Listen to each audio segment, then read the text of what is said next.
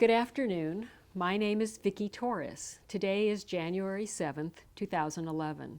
I am in Los Angeles, California, at the, what is it? Hazard Park. Oh, that's it. At the Hazard Park Armory, and I'm interviewing Frank Aguerrebere. Aguerrebere for the Voces Oral History project. Thank you, Mr. Aguerrebere, for agreeing to be interviewed by our project. Please know that if there are topics you don't wish to discuss, you will not have to discuss them. Also, if there is something you wish to discuss, we want to hear you. If at any point you wish to stop the camera to get a drink or use the facilities, please let us know. And the other guy I interviewed this morning, we stopped 3 or 4 times, so it's just, because this takes about a couple of hours. So it's a lot. Pardon?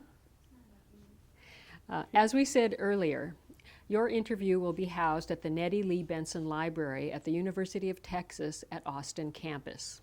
So let's start. Your childhood. Where were you born and where did you grow up? I was born in the hospital, White Memorial, and I lived around 16th Street and the cross street, I see. It was there's San Pedro. There was a street right next to San Pedro. So this was in San Pedro? No, the street there. Oh, I see. So it was in San Pedro Street, and then the one east of it was, I can't think of the name. But it was in Los Angeles? Yes, in Los Angeles. Well, that sounds like sort of very close to downtown. Mm-hmm. Oh. So what was that neighborhood called? Did it have a name? Just Los Angeles. Okay.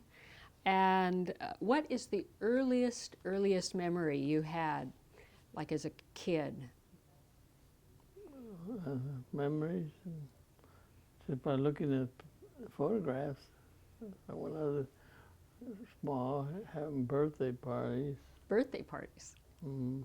Okay, so did you have any brothers or sisters? Yes. 4 daughters and 1 boy. Okay, those are your kids, but did you as a little boy have any brothers or sisters? Oh, yes, I had 2 brothers and 3 sisters. 3 sisters. So where were you? Were you the oldest, the youngest? Let's see, it's the third one. Third born, okay. So as third born, did you have to take care of your littler brothers and sisters, or no? Later, yes, I did.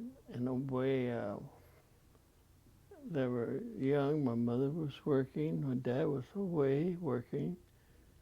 I had to take him over to. Well, this has happened when we moved over in Sarin. Well, Sarin, it was street, and we. I'm sorry, which street was it? Zaring, Z-A-R-I-N-G. Oh, was it close by? It's over, no, East L.A. Oh, you moved to East L.A. By Ford Boulevard, close to, across the street is Ford Boulevard. Ford, uh-huh. And going to grammar school at the time, elementary, my brother and sister were younger than me, and I had to take them to a school, one of these, at a care center for kids, and drop them there and then continue on to grammar school. Oh, I see. So you had to take your younger brother and sister to school, to a daycare center, before you could go on to school. Mm-hmm. So how old were you when you did that? Probably was in the about 10 years old, something like that. 10 years old. I see. So, what was your house like off San Pedro Street on 16th Street? What kind of house was that? Was that a one-story, two-story? Yeah, we were at that house there where we lived for a while. And then we moved over to Zarin. Don't recall when we moved over to Zarin. Mm-hmm. But Zarin was over by San Pedro, not San Pedro, I mean Fort Boulevard, and it was just south of First Street. Sorry, and I used to go to Humphreys Grammar Elementary School. What's it called, Humphreys? Humphreys, yeah. Mm-hmm. So the house on Zerrig, what did it look like? Was it wooden, brick? It was wood. Wood? Yes. A small house, but had a big yard. Had a big yard? Yeah, in front. Uh-huh. Did you used to play there with your brothers and sisters? Yes. We had a lot in between our house and the neighbor's house. It was an empty lot? Yeah, we played there until they started planting Victory Garden there. Oh. And that stopped us playing there, so we ended up playing in the street. I see. Uh-huh.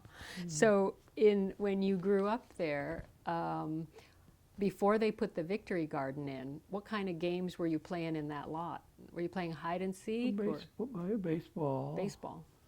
And hide and go seek, like you said, mentioned. Can't think of any. Oh, marbles. Play marbles. Oh, marbles. Uh-huh. And did you play with just your brothers and sisters? No, neighbors too. Neighbors? Mm-hmm. And in that neighborhood, was everybody pretty much Latino? Mexican-American or? It was mixed. Mix. Italian. Italian. There was Mexicans, there were 2, 3, and then the Tallman's American. I think it was only three families that are Mexican. 3 families? Yeah, there was the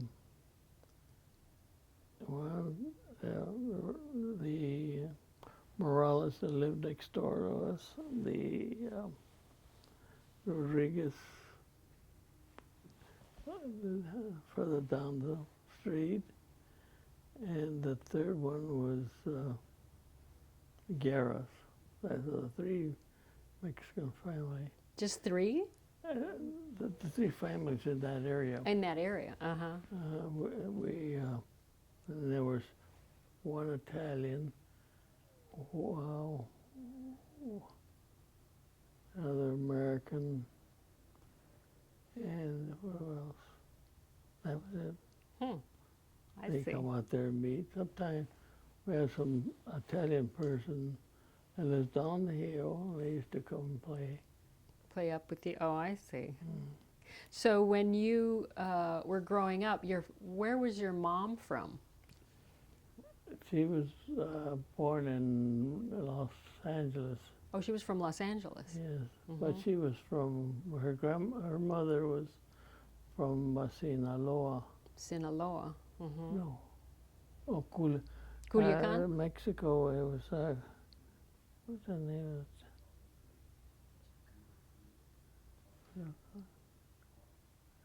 What was it? No, it was further down. Yes, not Sinaloa, not Colima. Oh, Colima. Yeah, Yeah, Colima. So that's where your grandmother was from. Oh yeah, that's where she come. And your mom was born in Los Angeles. What about your dad? Where was he from? He's also from Mexico. Oh, he was raised in Lower California, I think it's Rosalia, no. Oh, yeah. Rosalia? Rosalia? Or? Rosalia. Starts with an R, that's all I know. That's okay. So he, In Lower California. you mean Baja California? Well, Oh, and he parents, I mean, his father came from Spain, and oh, he used to, I guess he was going to be a mining engineer looking for a place, and then it was where the Ensenada was just a little Baja California. They have the Gulf of Mexico, I think it was right there. is it Rosarito Beach? Not Rosarito Beach. No, Mm. it was just in Baja California. Huh. But my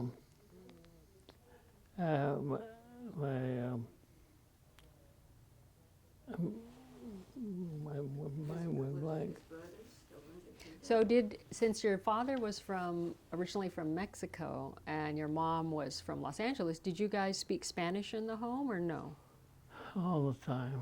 Oh, you did? Yeah, they want us to speak Spanish, and at school we had to learn how to English, so I concentrate on English. Oh. So at home they wanted... At home I had to, well, my grandmother couldn't speak English, Mm-hmm. and she didn't understand English, so she smiled, but we had fun with her. So when you were growing up in Zarig Street, what were some of your favorite places that you used to like to go to as a kid? Oh, we used to go to the theaters. One close by, the Bonito Theater. The Juanito Theater? Bonito, Oh, Benito Theater. yeah.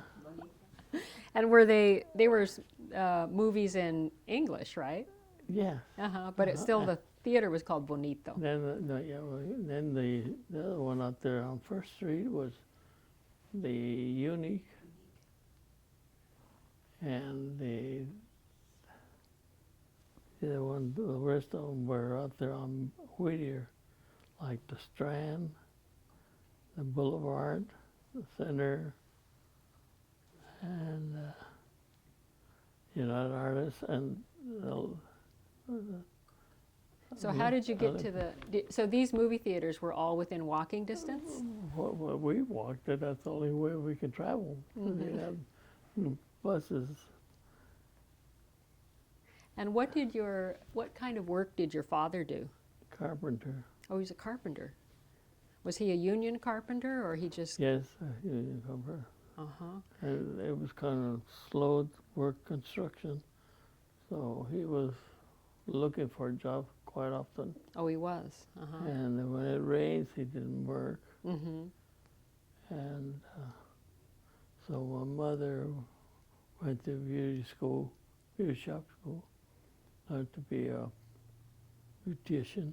Mm-hmm. And she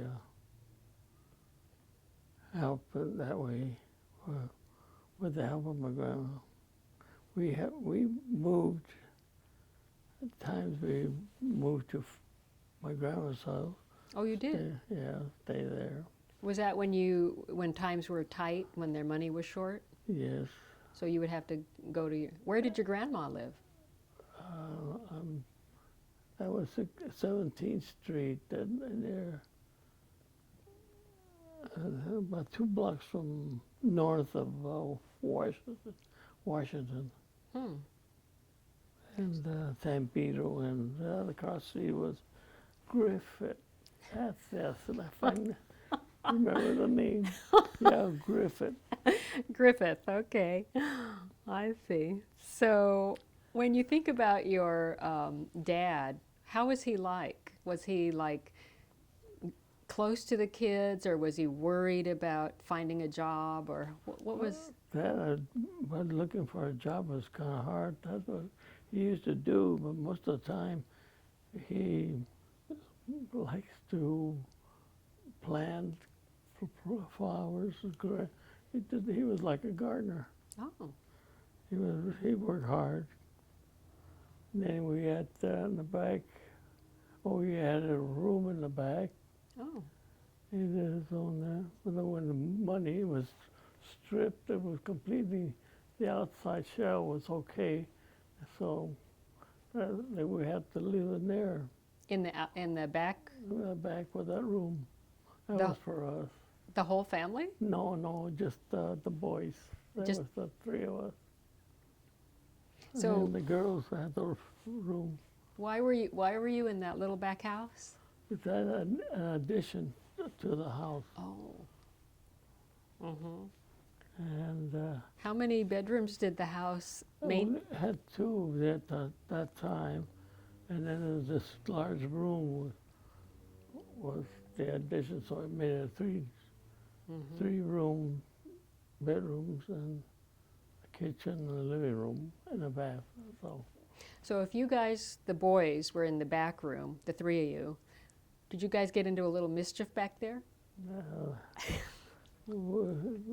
We always, cause my mother was always at home. Well, she wasn't going to school until kind of late, and I guess we were bad boys or something like that, because she says, wait till your dad gets home.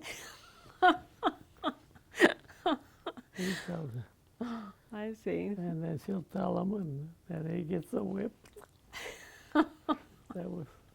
You were bad boys, huh? So when, did your parents have any kind of Mexican kind of traditions, like foods or cultural things? Yeah, we celebrate the birthdays, and we have regular parties, big parties. Oh, But most of them are scattered around, so they come around there and they play Mexican music. oh, Mexican music. Oh, they go wild. Was that on the radio or the recording? The recording, the Uh-huh. record player. Uh-huh. So were they rancheros or were they other kinds of? Well, all kinds. My dad was the one that likes record music and all that. He puts on his sort of music from Mexico. And my mother would put American music, Oh, American music. English, In English. Uh-huh. Yeah, because she was going to beautician school down on Whittier Street, Whittier. And from there, she ended up working at beautician's beauty shop on. Oh, that was kind of far because it was about a mile away from home. Did she walk or she took the My bus? dad was always taking her. Taking her? Yeah, and then he'll go.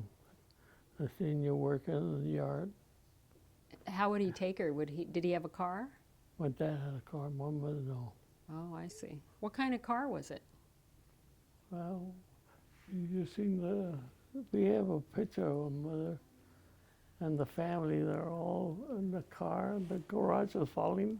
Looked like it was falling down. Like it was a real low car. Oh. I can't recall what year. It So- was another big seat. It was like a sedan, It but was a big sedan. yeah, What year was it that you were born? in 1925. 1925. Okay. So then you lived through the Depression, right? Yes. And how did that affect your family? Well, we were getting help from the county. In the county? Yes, we got food, clothing. We had to wear. Right away, they can tell you that you were getting help. You were getting welfare and all that. Was it With welfare? The clothes. It was Yeah, welfare? with the clothes they had to wear or something like that right away. They notice. Oh. Hey, they make fun in school. Well, at that time, I was going to a school. There were a lot of whites people there, Uh-huh. and when they see me, they knew that I was in the county welfare. Ah. because my dad, he ended up working for the WPA. Oh, he did. Yeah, well, he was working there. As a carpenter or as a gardener or? No, mostly carpenter or work, Hmm. construction or something like that. WPA. So what school was it? Was it Humphreys Grammar School that they noticed your clothes? Was it that school? No, I went to, yes, that was, I forgot what school. I was thinking of my high school. Oh, you were thinking of your high school. No, that was during the time of grammar school. Mm-hmm. And So let me ask you a question about those clothes. What did they look like that people would notice that they were from? I don't know, the way they were made or something like that, the color there or something like that. The color? Yeah. Oh. Hmm. They always criticized looking at county didn't help. So how long was your dad with the WPA? Do you know? A few years? No, he was there for a while, and then he ended up working by himself. I helped him one time, I remember, putting a roofing on one school, a grammar school. We're in St. Gabriel. Hmm. Oh, in the San Gabriel, in the city? That's what his job. And I helped him. How old were you? Oh, see, I was going junior high at that time. So you were a teenager. Yeah. Okay, so during the Depression then, besides having the welfare and the food and the clothing, did your parents say that there was anything you had to go without because you couldn't afford it? Oh yeah, that was well, it was like there. When my dad get paid. See, we used to get groceries at the market, and that was on the credit bill, this paper. And then when Dad comes to pay, well, they'll give him a little bag of candies. Oh. And that was that for me and for all of the kids. Oh, that's All of nice. us. That was nice. Yeah, that was a good store.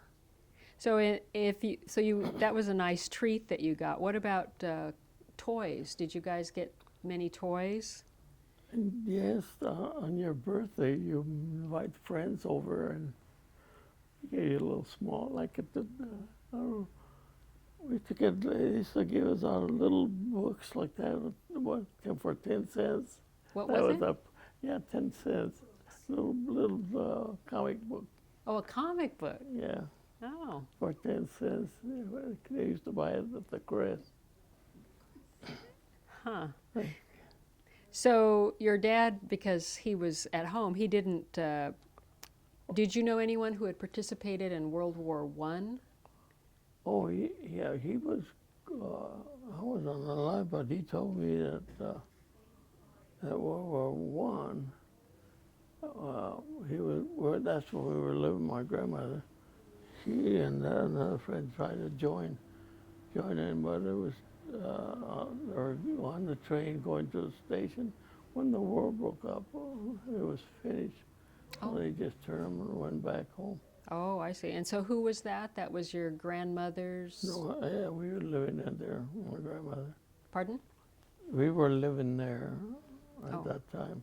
But who was the person that was on the train that then that came back because the war was over?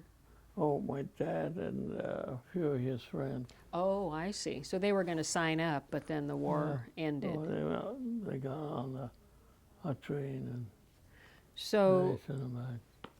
so how old were you? How old was your dad when he died? Do you know?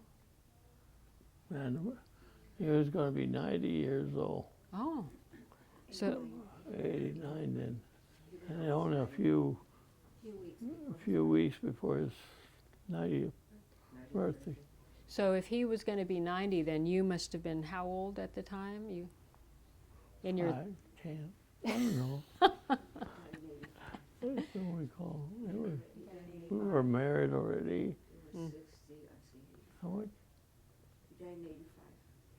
85. Okay, so then you were 60. Yeah, okay. Wow.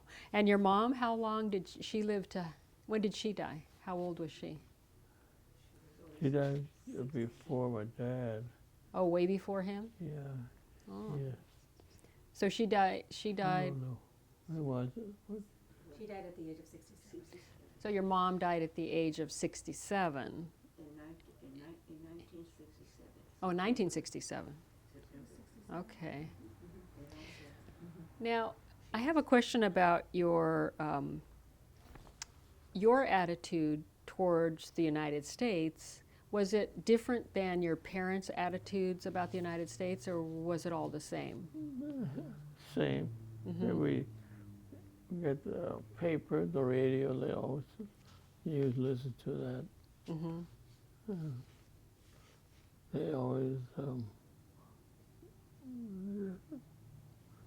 wanted to help everybody. I don't know. The East Mexico, you know, because they had a lot of friends over there. Oh, they had a lot of friends in. Oh yeah, they go. My mother used to go quite often over there. Oh, she did. And she used to take us to when we were kind of young, and my dad would be working and stay out here. My mother would take us all over to, let's say, the four of us, Lucille, Gloria, and me, and sometimes Joe, the four of them. How would you get there? That I don't recall. I don't know how I got there. So you would But- go down to Baja, Oh, we used to go down to Mexico, to Mexico. all the way down to Colima. Really? Yeah. So you were traveling around in Mexico as a child with your mom? Yes, and my dad, well, he was raised around there, Mexico. And when his father died, and he had a brother, me, and then he had some sisters. My dad, they're all from Mexico. They were raised up there. They, and, I forgot it already. So now let me ask you about being in Mexico when you were a little boy. Did you enjoy it, or did you think it was? I remember the time that dog bit me. Tell me about that. What happened? I was at my uncle's place, his home, and I was playing with a tire, old tire, playing like that, and it fell down and it fell on top of a dog. He got scared. He jumped and bit me right here in the cheek. Were you I scared? remember, yeah, I had a scar, but now it's gone. I don't have anything. But that was. Down in Colima at your uncle's house? No, that was in Sinaloa. Oh, Sinaloa. What's the name of this? Oh yeah, it was the places. My uncle had the ranch or the house where he used to live. Was he a Yeah. farmer? He was more like a cowboy, and they had horses, and they had working on these cheese factory or walking around there where they used to work. They had a lot of land. And that was from the real father. He passed the property over to my dad, and he took care of it, and he decided to go back to the United States, liked it, and he told his brother to take the property. Oh, my goodness. And the sister too, Linda. So they had lots of property down in Mexico, and you guys were struggling up in the United States. Oh yeah. Oh, I Yeah, see. I'd say they had the property there belonged to my dad's father Uh-huh. and mother, and they continued living pretty good, you know. And us were struggling out there. Yeah. So they used to go quite often. My mother used to go. So did your parents ever argue because you had left Mexico and were having it tough up here? Well, my grandmother lived there too, and here, and she the one that didn't care too much about Mexico because she couldn't speak English. But she lives here, and she worked. She had a good job. She was working in like a bar, beer joint. Your grandmother worked in a beer joint? There was a lady. The lady that owned the place hired my grandmother to work there, and she did. And Oh. that was really something. I bet it was. So let me ask you about But she stayed there at night, you know. She'd go work in the daytime, you know. And then when it gets certain time, she just went home. Oh, Yeah. I see. Where was this beer joint? It was about near it was nearby Griffith and 12th Street, somewhere there, around there. And did Latinos mainly go there to the beer joint? Well, there was around there close by. See, my grandmother used to live on 17, and about 16. That's where I lived. And my grandmother lived on 17.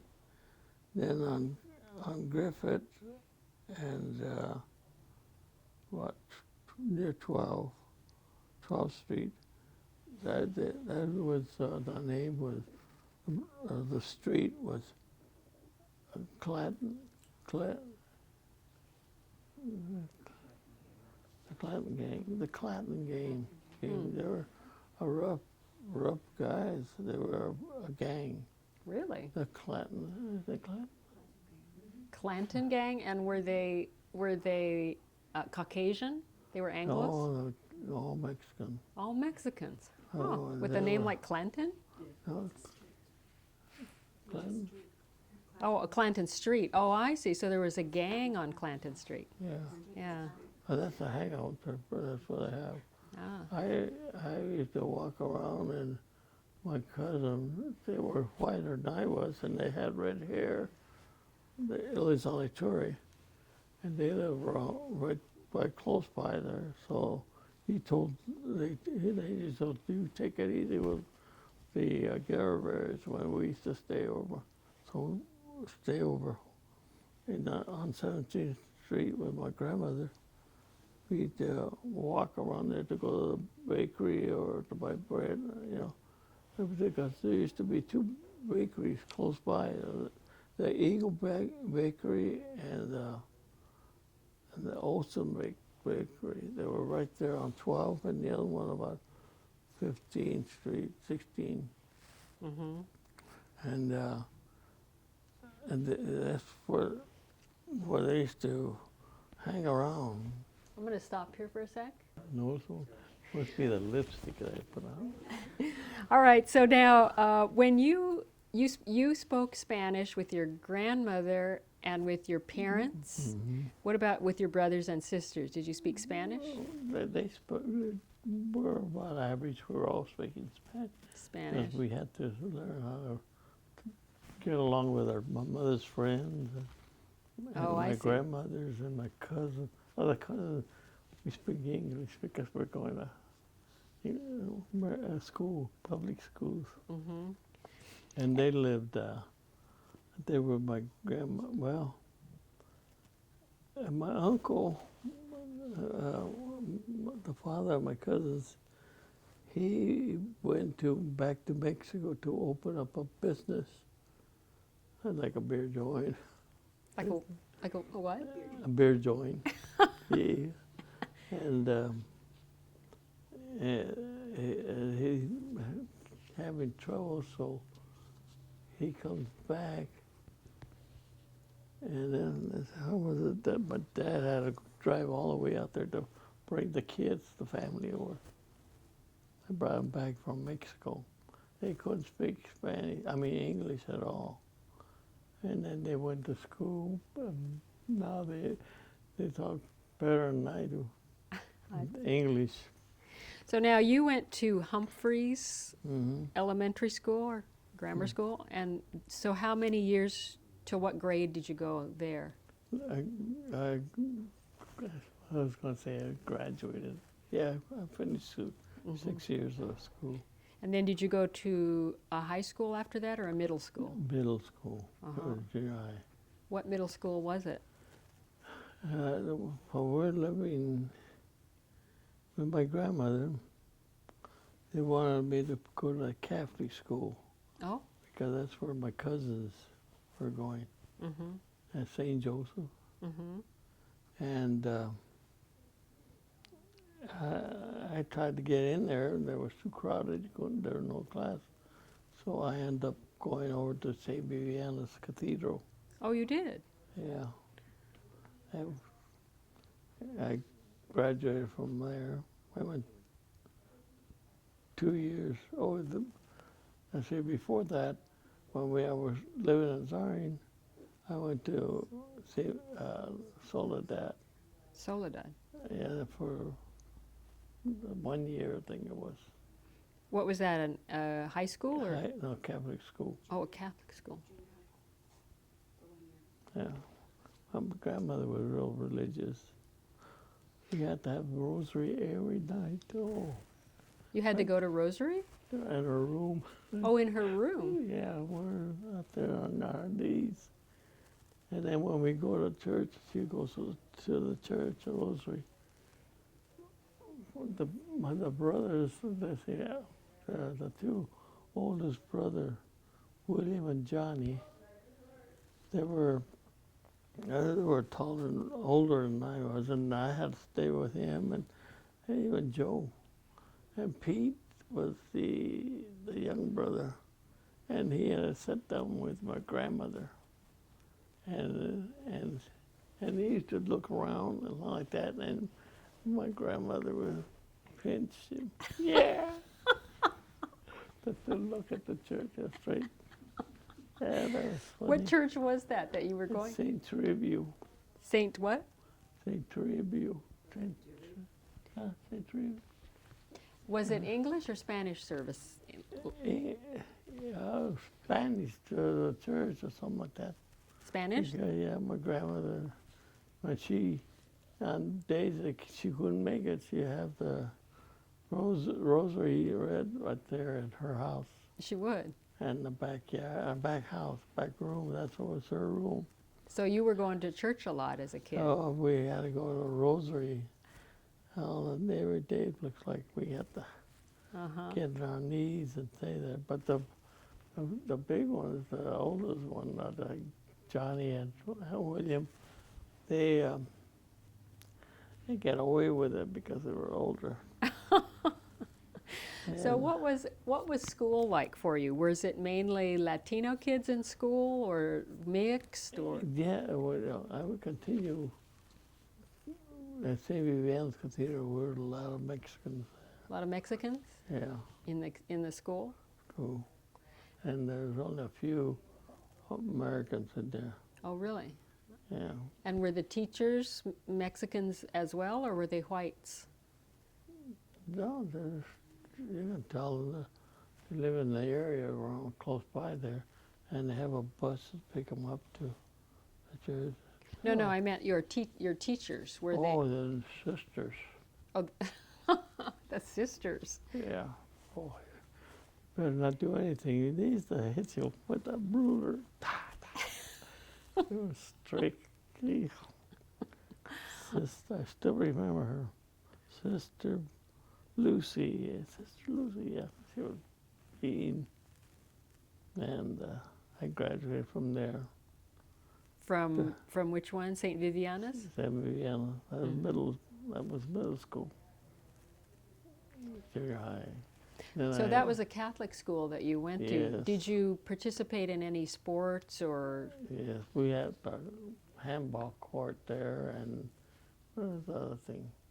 basketball. It was a small backyard. And we end up going to church and being an altar boy Oh, you were an altar boy. and the choir. You sang in the choir? Yeah. Oh, yeah. We got a job.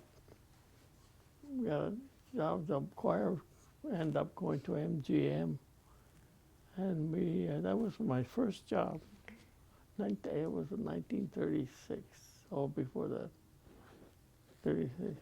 We went to Culver City, and we stayed there all day, just waiting to. So let me ask you about being in high school. Mainly it was Latinos in the school, right? Yes. So you didn't feel any discrimination, did you? Or did they look down on Mexicans, or they didn't? Not too much. Not too much? No, because there are a lot of Mexicans in there. Mm-hmm. High school. I see. And So you weren't treated any differently than any other students because you were mainly all Latinos, right? mm-hmm. Okay. And there were some white people there, the Chicano, call them that. It was a mix. I tell you, it was real nice. We got along fine, I guess. Mm-hmm. So what did you do? So how far along? You graduated from St. Viviana's. Did you work while you were going to high school? High school, yes. You did? I worked in at the macaroni factory. That was hard work. I tell you, we used to, we were making the dough to make the, put on the machine, and then it come out like spaghetti, things like that. And then had the ladies and the other employees were out there packing the macaroni, all that stuff. They put them in big, they had, there was about half the store was all factories, heaters, and they used to put them in there. How old were you when you were doing this? I was going to high school. That was during my vacation, you're on school. Oh. And I worked there. How'd you get that job? That was a good job. How did you get that job? I think it was my sister that worked in a drugstore right by there. And she told me about that they're looking for guys, so we went to get a job there. Huh. Did you have to cover your hair or with a cap or anything? No. No? No. No? We were perspiring. We pick up the dough. Throw it in the machine. So you gave it some extra flavor. They had a machine that twirl around like that. I just got to throw it. It was heavy. The stuff was heavy. Yeah. You get the dough, they mix it up in a big bowl or something like that, and then you go out there, grab it, and throw it into the machine that mix it up, and then it goes through another one. That's another machine that have the spaghetti or macaroni or things like that come out there, and they cut it off. And then they put them on a rack, and they send them over to the girls, the people there. And Was that the only job that you had? no, I had quite a few jobs. I worked in a candy store. You worked in a candy store. Yeah, my mother used to get me jobs. You want to hand him some water? Left and right. I forgot the. I'll just put this on here. No. So you worked in a candy store, you said. Yeah, that was in Mexican candy. Oh, Mexican candy. Calabaza. There's one, the coconut kind of red on top, we have to lay it out there. and You they did- cut it up and. Did you make it, or you just displayed it? Well, in the back, when I was higher up, now I don't have to mix the dough or anything. But I had to cut the calabaza and the other types of fruit that I had to cut up. Like, yeah, the wisnaga. Yeah. And I do take care of that. And I was up there chopping that. That was harder work. I'd rather do the work before what I was doing. And then I was work selling work on the front and sell the candies or something like that to people that come in. So when you finished, so those were your high school jobs, and when you finished, And I had other jobs too. I working at the Unique Theater.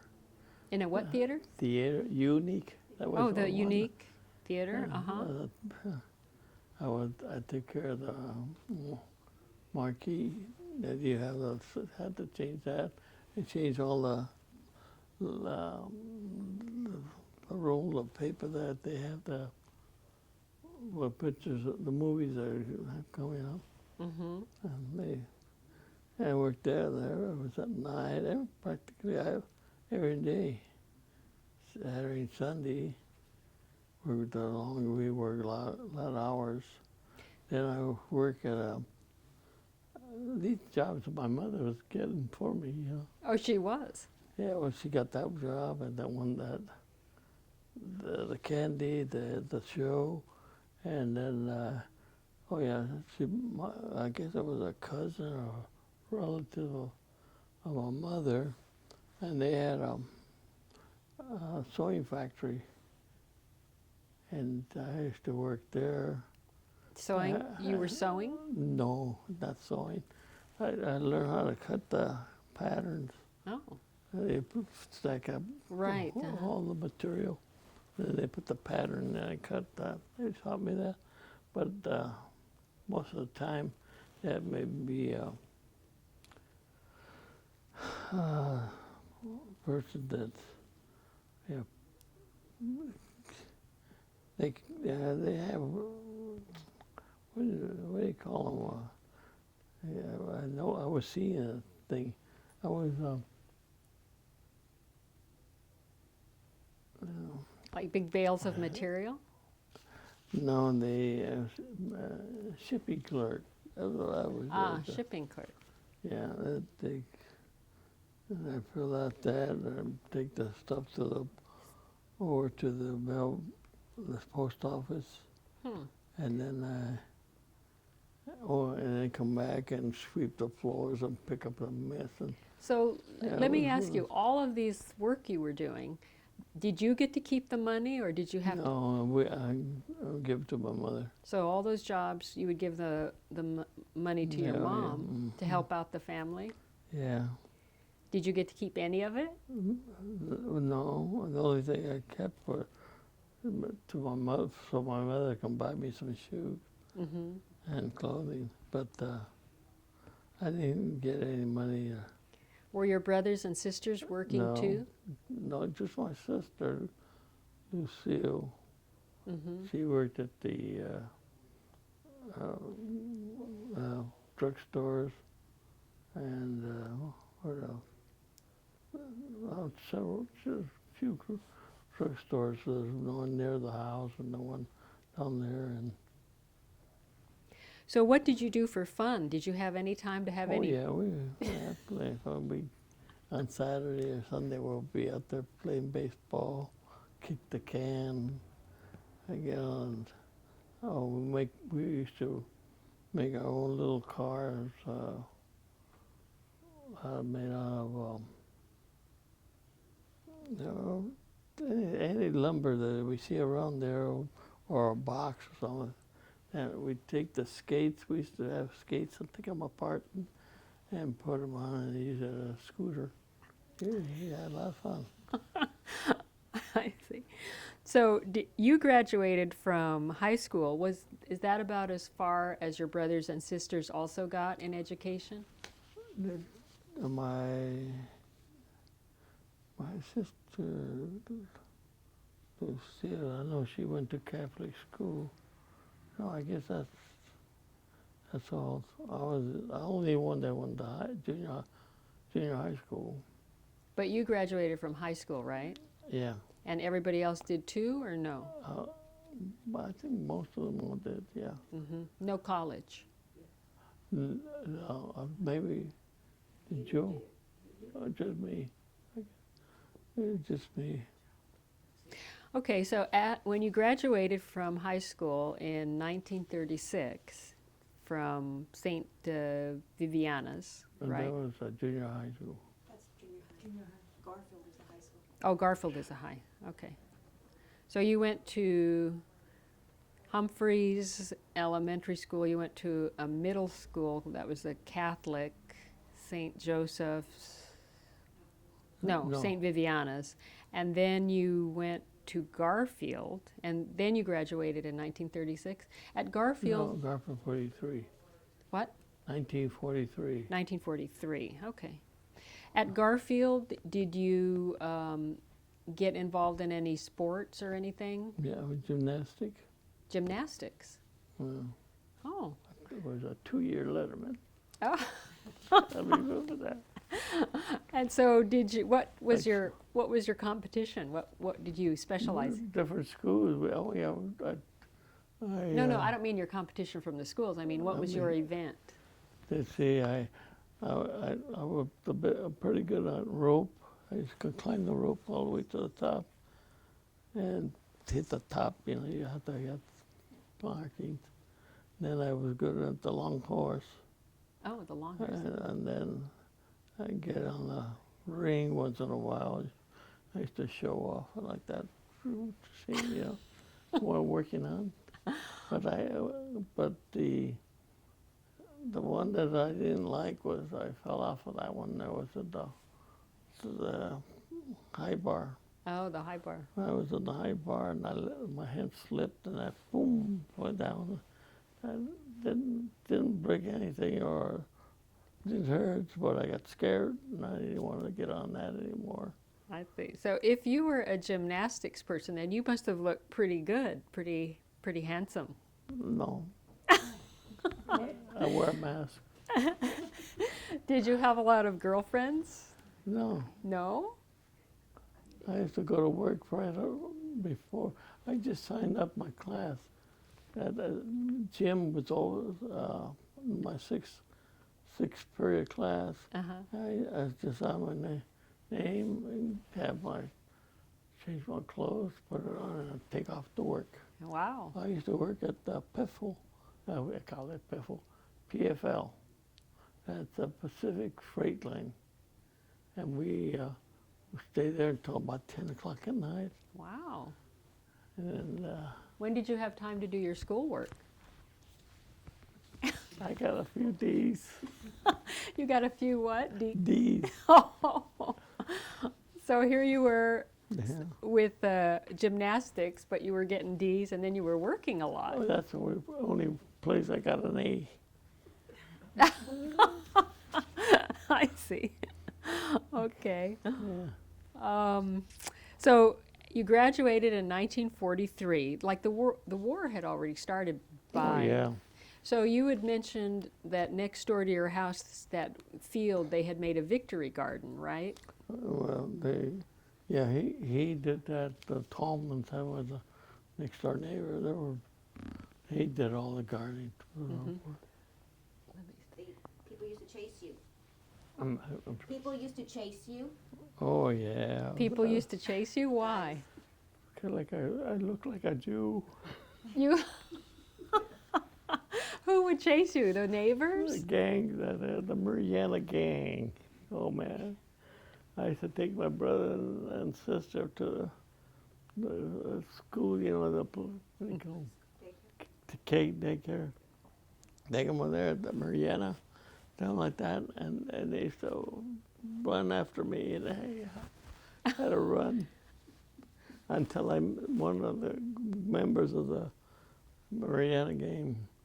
He was the same first name Frank, and my name was Frank, so he told them, hey, leave him alone. He's one of us. Oh, So that's the best.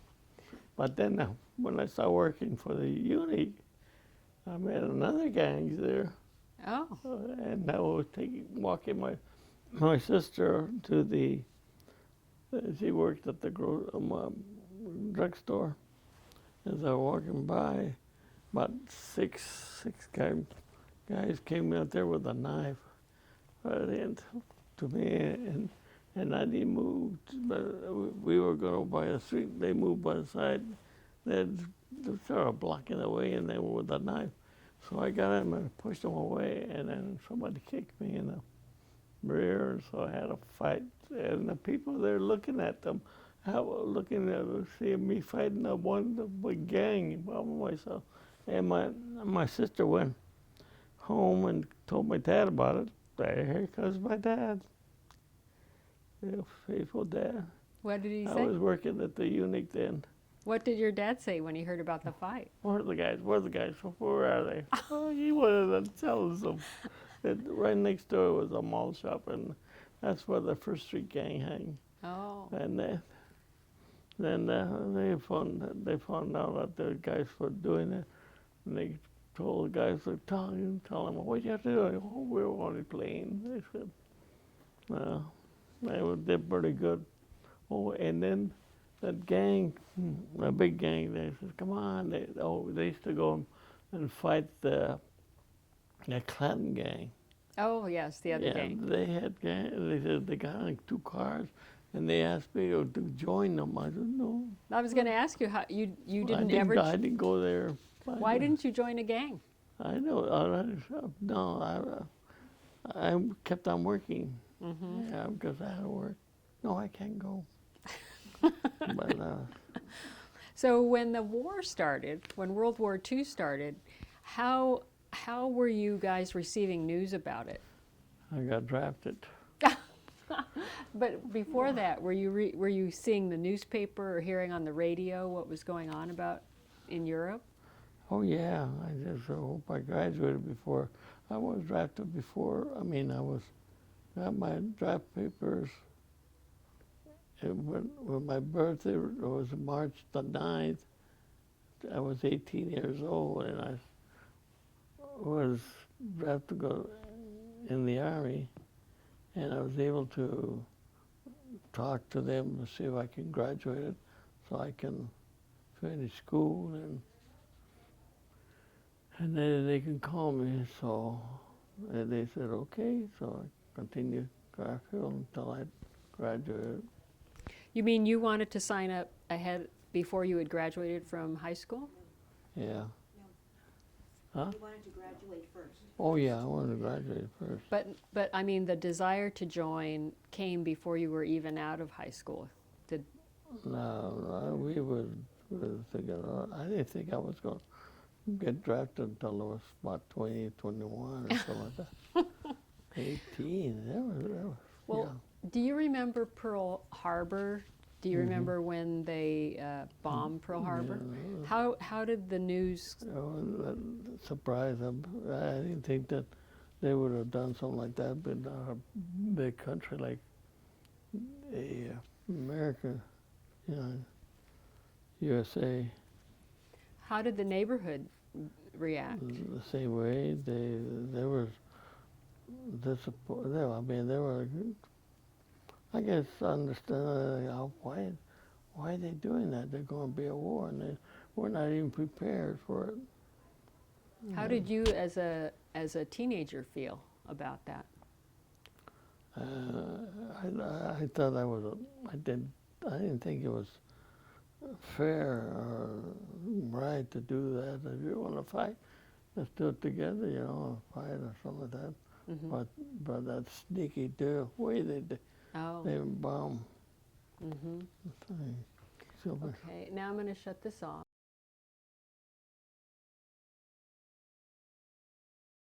Okay, this is tape 2. Can I hear you? Yeah. Okay. Oh, yeah, yes, I can hear you. Now I can hear you in this ear. I reversed the headphones. Yes, you can hear me. I wanted to go back to high school when you graduated. Hmm. And when you were in high school, did you plan on going to college? Or did you think about what you wanted to be when you became an adult? Yeah, I wanted to be an engineer. And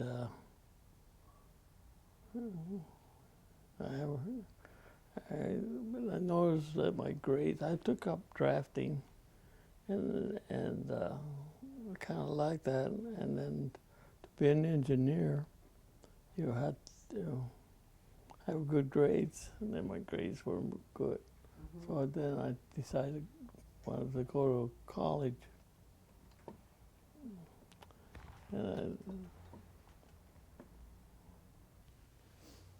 So you were saying your grades weren't so good, and Wanted to go to junior college or college to learn a trade. And I wanted to be an engineering.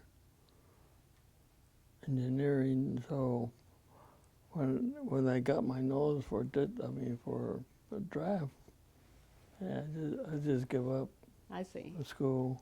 But now you mentioned that after you graduated, you got a job at MGM in Culver City? Oh, that was when I was junior high. Oh, We all, the whole choir, there was about 24 kids or something. We all, even my brother, we all went to MGM. We went on a bus, and we had to wear one of those gowns. I don't know what, like an altar boy, and we ate after there and just killing time, walk around, see the movie stars. And then they call us, and then we had to go up to the altar, the attic, the balcony. We're up there in the balcony, and we had to act like we're singing, and all we did was to open our mouth. That was it. I guess we didn't sing good enough. oh, I see. So at what age did you have to fill out the draft form? How old were you when you filled that out? I think, I don't remember when those, I don't think we have, I don't know, really don't know. I'm trying to think of how did we fill that out. I thought we were just called or something like that you're 18 or something like that, and you'll be drafted. Okay. But, Well, let me return to the years. You're in high school and the war has started. mm, Did you want to enlist ahead of time? no. I wanted to finish school. So when was it then that when is it that you enlisted? Did you enlist or were you drafted? Drafted. You were drafted. And I called, I called to see if I can wait until I got discharged, graduated, and then I can go in the service. Oh, I see. And So you were still in high school when you were drafted? Ah, and so were you already 18 and still in high school? Were you already age 18 and still in high school? 18. I was 18 in March. Ah, I see. And then you got drafted in? Right there, right after my birthday. Ah, okay. If you read. So you finished high school in June then? In June. Uh-huh.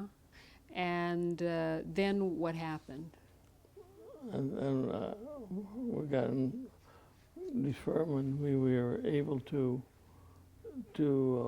let me graduate, and then but they didn't call me until September. Oh, they didn't? Uh-huh. I don't know why they waited so long. Uh-huh. So what did you do in those months between? Just bum around, nothing. I don't think service. Can you pull your coat a little there?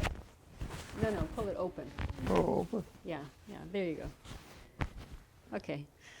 So when you finally got the notice that you had to report, where did you go to report? In Alhambra. Mm-hmm.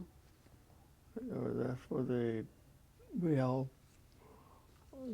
met there, and they took us to Fort MacArthur, San Pedro, Oh. a town, and let's see, I had a list of about eight names of persons that were there. We reported at Alhambra, and they put me in charge of the 8 men, and we got in a train, and we got up to Fort MacArthur, and Why did they put you in charge? I don't know. Were you the tallest, or you just had No, what a weakling. No, I really don't know. I didn't want to because my name is up, the first one up on the top. I think that's why I didn't like the service. My last name, every place we transfer or anything like that, they had me for KP. Okay, Aguerrebere, you go back kitchen, you work there for any kind of dirty work or something like that. I always had to be for like prisoners. What do they call them? We used to, the guard duty. We had to take the prisoners out and let them clean up the field. I had a rifle, and there was one that was at. They used to fool around with me. He'd laugh.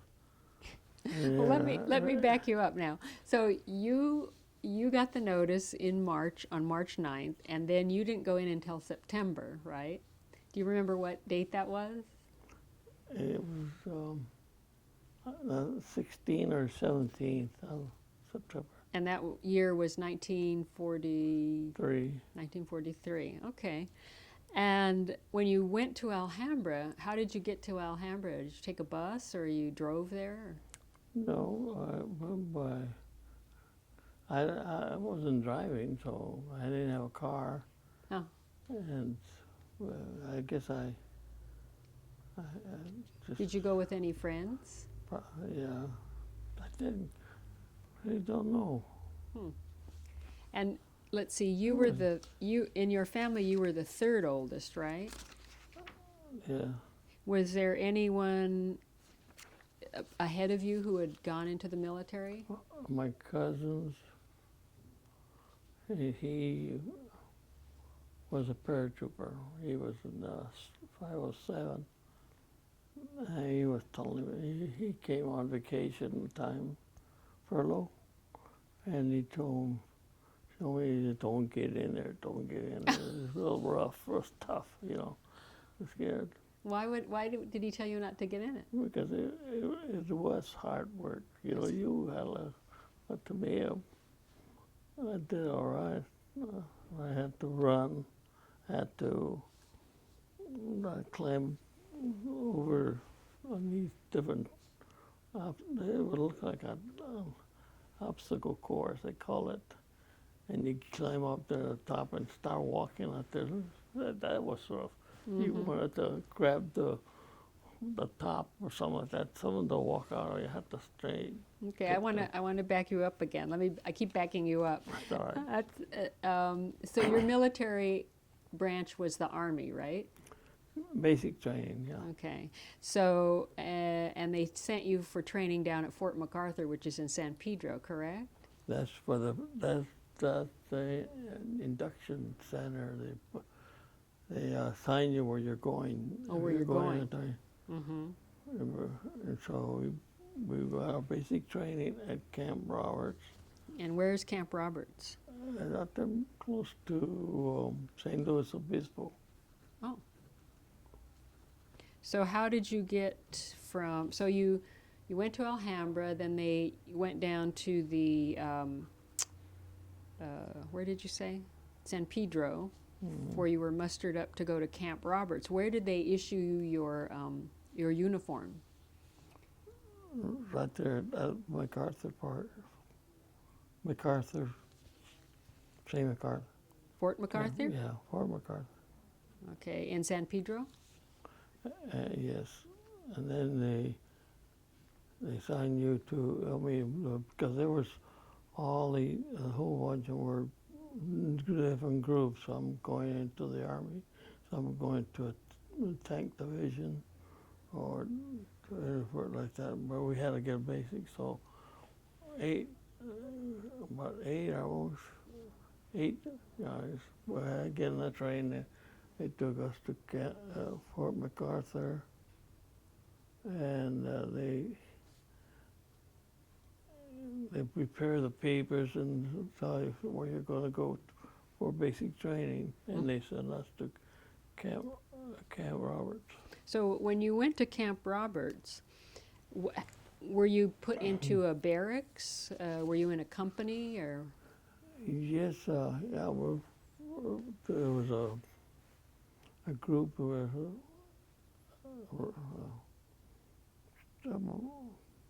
soldiers were all old uniform, and then they had to be a camp. What do they call it? I know they had a number that we had to be. You were going to be in so your troop number, and you worked. You stay there, and there's about 3 or 4 different groups in there. Mm-hmm. They're all close to 100 or something. That was a big Camp Roberts. And they have a theater. They have a show. I mean, a lot of stuff in there. So among the soldiers that you were assigned to, were they Latinos? Were they blacks? It was mixed. No, hardly black people. Mm-hmm. It was mostly white and mixed, Chicanos. So Chicanos. So many Chicanos, or just? There were quite a few. Really? I brought the list of all the ones that it's in that paper. Mm-hmm. So when you were in the basic training, did you feel that the Latinos were treated any different than the whites? No, not to. No, we're interested in to complete so we could we transfer to wherever we want to be in the Air Force or the Air Force, Army, the quartermasters, there'll be medical. No, it's not there. It's in no. Here's my question. Your cousin told you that it was a hard work and not to go into the service, but here you are in basic training. And how did you feel? Were you scared? Were you? No, I did like going to school, but I guess I'm more strict but the only thing in trouble is I didn't like is that I get KP, I get to take care of every dirty work there had to be, they always had to start out with A. And I would constantly be on guard. We got prisoners, or they have you working in the kitchen, potatoes, cleaning, food, prepare the food, it's hard work, wash the pot and pans. That was KP. But now, your basic training, what did you have to do? What did that consist of, your basic training? What were the physical things? Marching, running, especially that running. I mean, that hiking it looked like you had miles and miles of road. You're never going to get there. Some of you drop out and they fall. couldn't do that unless we had climb. Had to climb we go little walls and jump over it. So it was kind of hard work.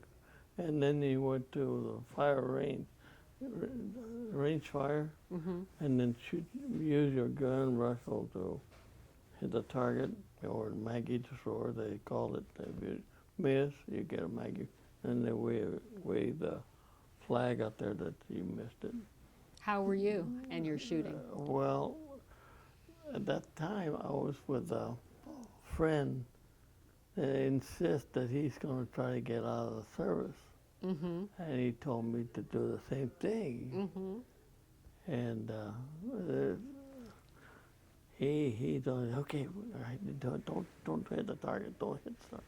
So I went along with him because he told me that you don't, you're chicken. He was a good fighter. He was a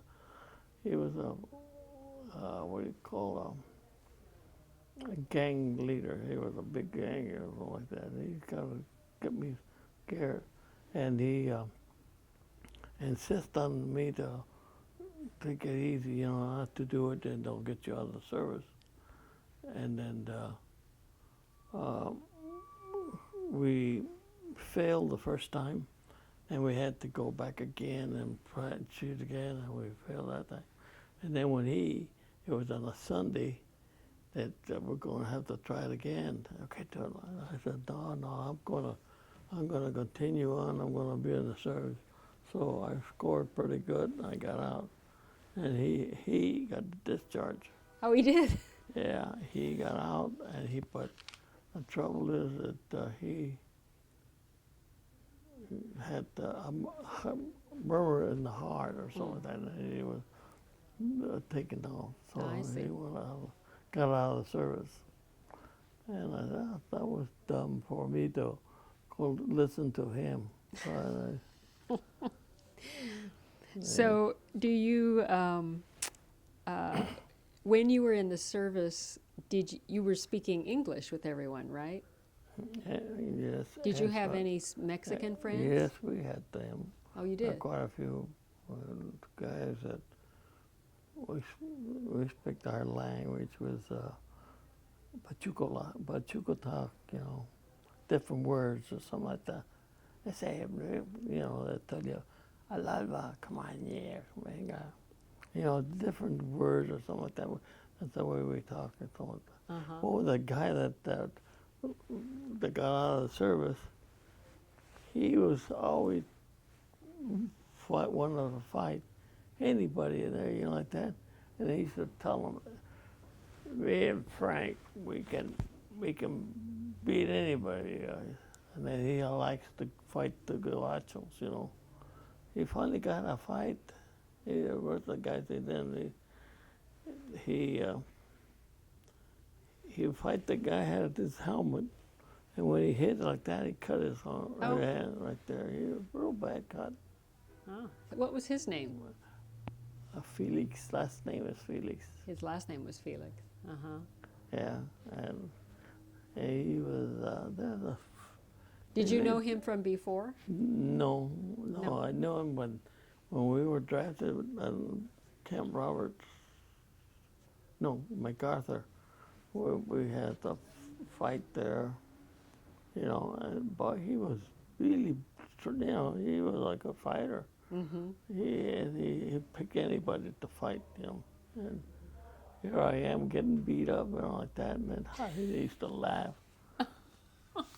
So you were fighting with the Gavachos? Is that what you said? With him. Oh, with him? He was showing me how to fight.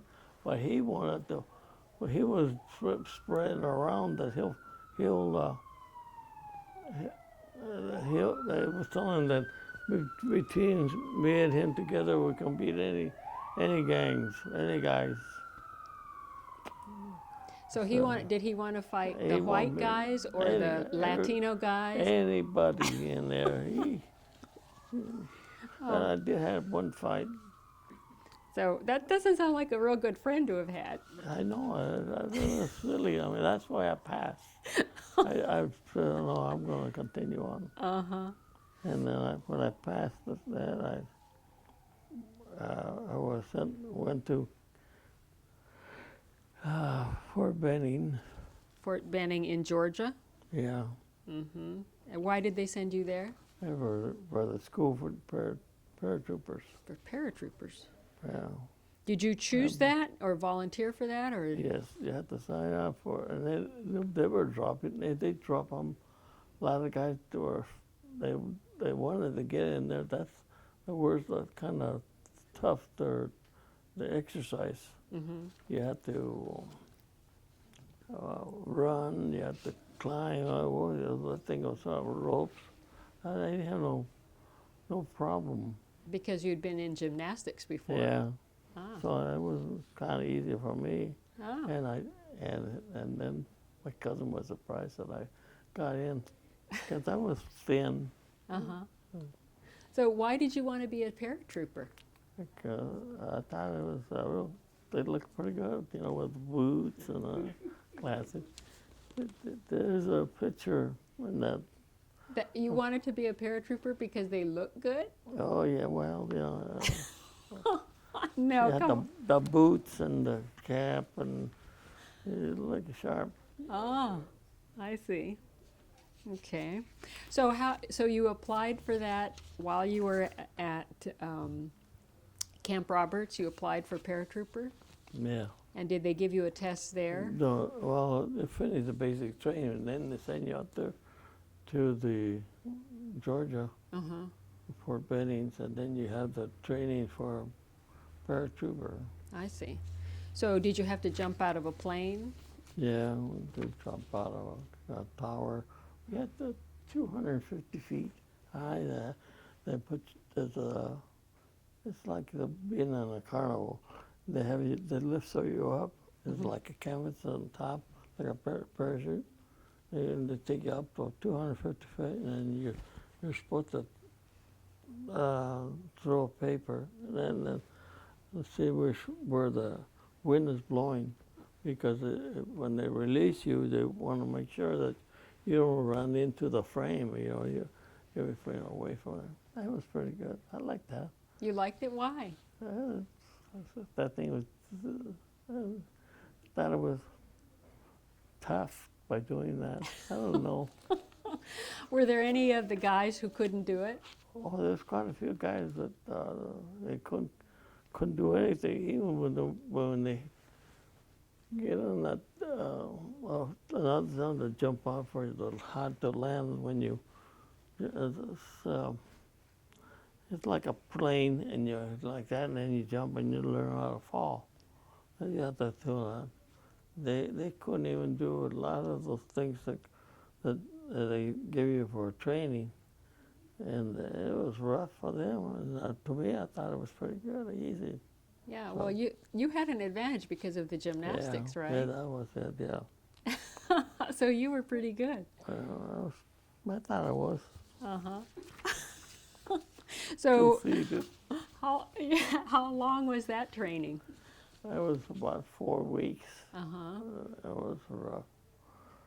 Oh, then we didn't. Oh, yeah. And then we had to jump out of a airplane. Uh-huh. Yeah, about 5 weeks of that.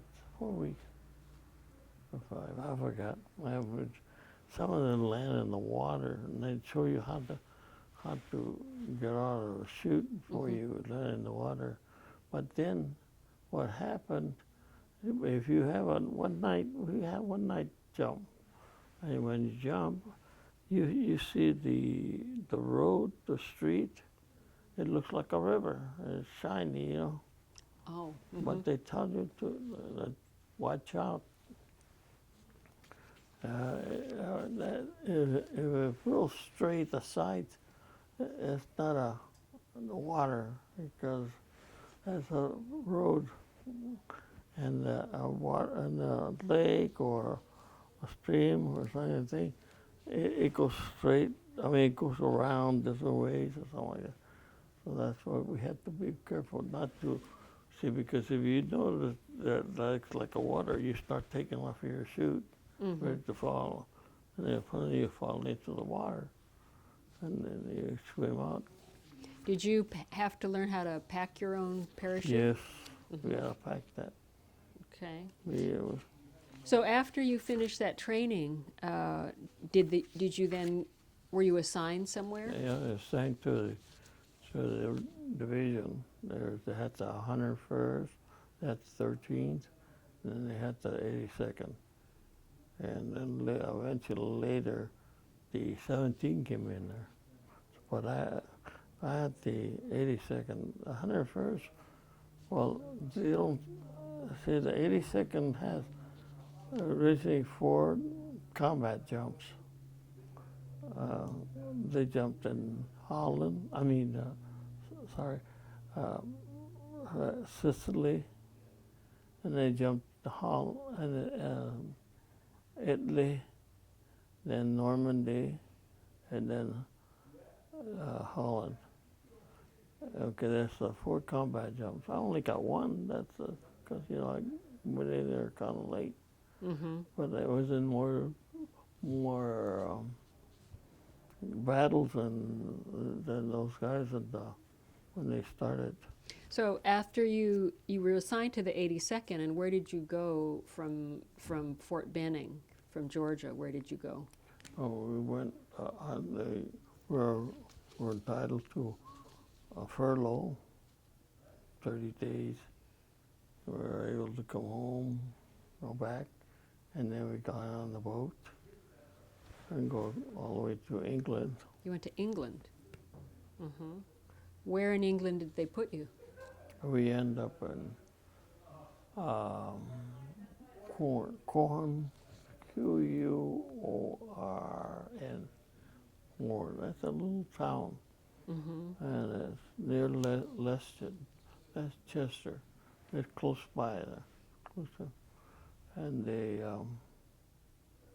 that's where we were. We were supposed to be a replacement for Normandy because they jumped on the 6th, and we were on the boat coming on the 6th to England. We got there by the 7th or 8th of June.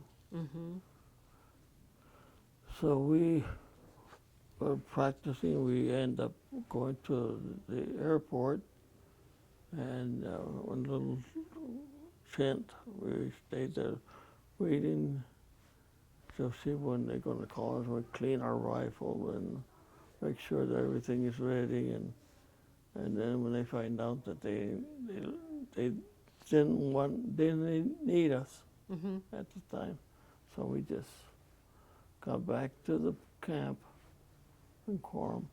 And then when they came back, they said, "What happened?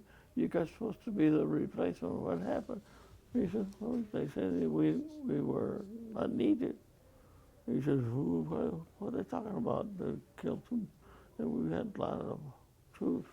Like when I jumped in Holland, I think we were only, less than half of our troops left in our outfit. Give him some water.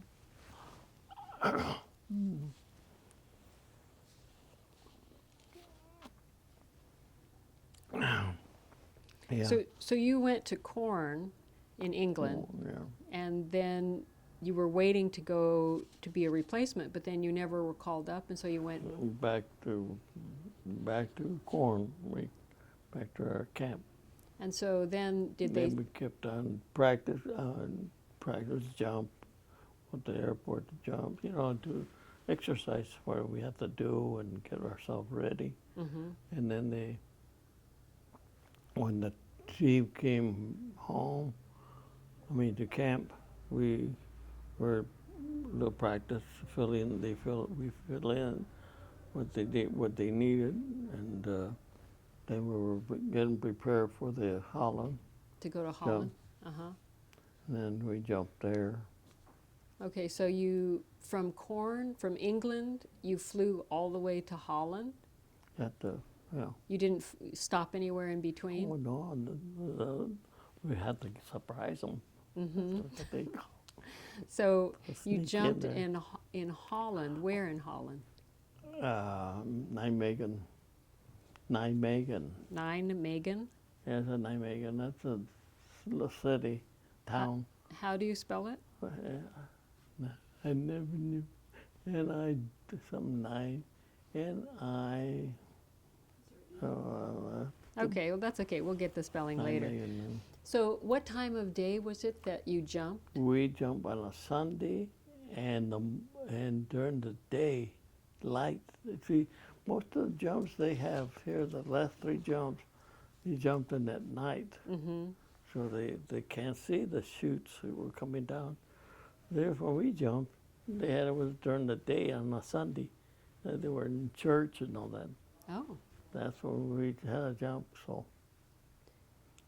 So what time of day was it? Like And it morning?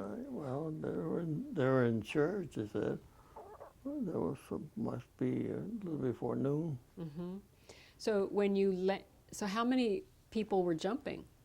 On each here, we were on the C-47, and there was about 15 or 16 persons. That's all in there. That's all. Oh. And we all jump on one side, and they lined up. We hook up to the old cable that's out there. We get the hook that pulls, Mm-hmm. and we shuffle up all the way to the door, and we get on the door and then jump out. Mm-hmm. So that's what we do. All 18 would jump, but those planes were hit, and everybody's dead. So that was a funny part.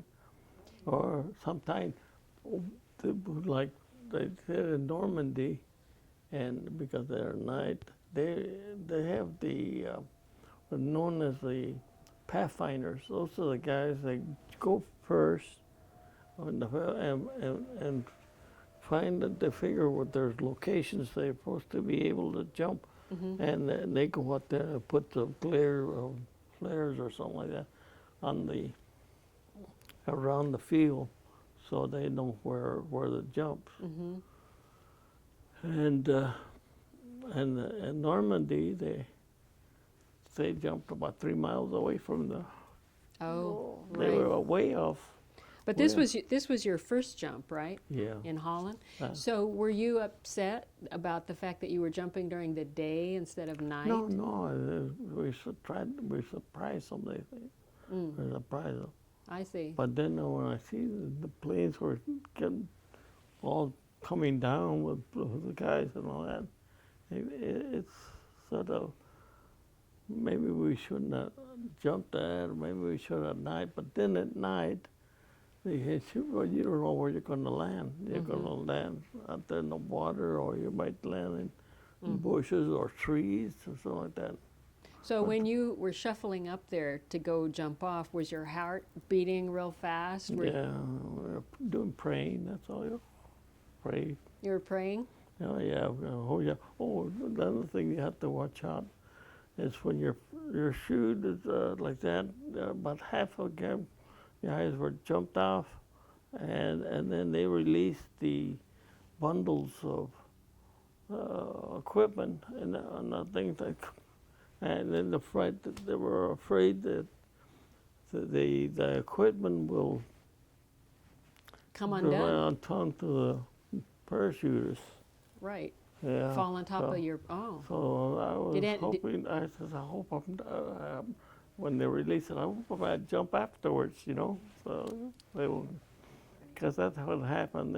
They had a lot of the troopers would one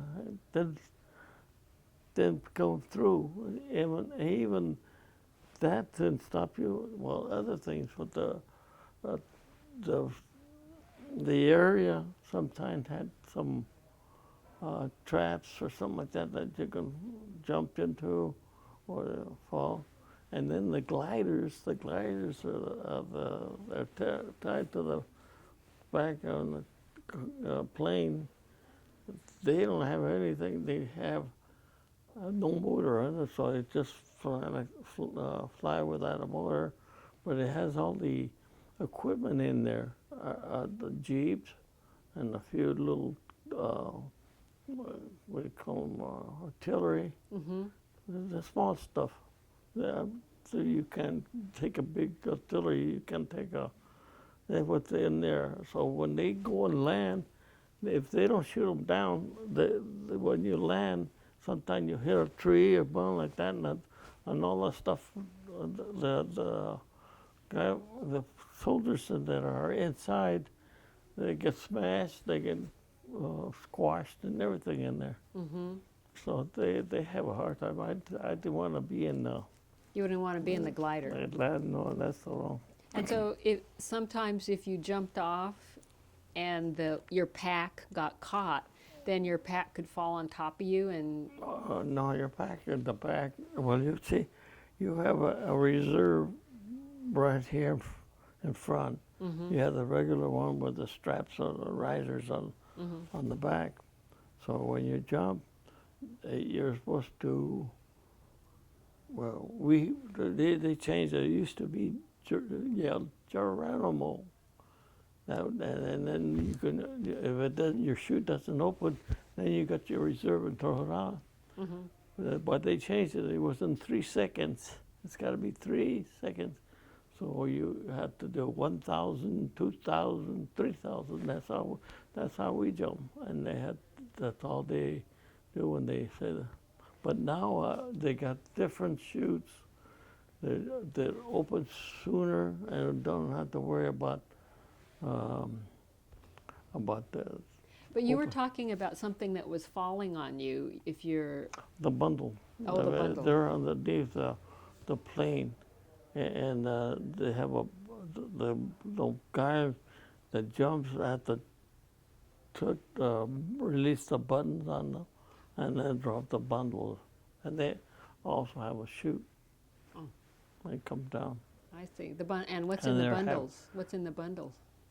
Well, you have ammunition I see. and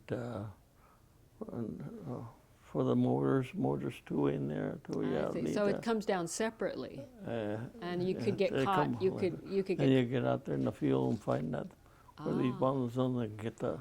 Ah. kill So 'em you all. had you guys coming down, the bundles coming down, the gliders coming down, all that stuff you had to watch out for Yeah, and not get caught in. Plus, they were shooting at you. yeah, oh yeah, that too. I have to watch out for that. Yeah. Other than that, it was easy. But the reason that we had to watch that, we jump about 500-600 yards from the ground. Uh-huh. We had to. They're up there, but they come down, Mm-hmm. lower down, so we can get down on the ground a lot faster, Mm-hmm. quick. So on that jump, where did you land? I land up in the field. Oh, I jumped a different way than they did in Normandy. Because in Normandy, they have a case they have in here, and they used to have the rifle in 3 parts: the handle, the trigger casing, and they have the barrel. When you get down there, you have to assemble it. You can't use it. So they told us, oh, we would do that. Put the rifle over your shoulder, upside down. Put some tape on the bottom. Tape on the. I jumped, and I noticed that the tape fell off, and it was full of sand. We landed in open field. So it's a good thing that I jumped with a cleaning rod. I tell you. So there I'm still laying, and you hear the fire, and I'm laying down, cleaning my rifle. Oh my goodness! And they tell me, hey, the medic came out there to me. Where did he hit you? I said, what? And they didn't get me. He said, what you doing? I cleaned my rifle. So he laughed. Yeah, he got the guy.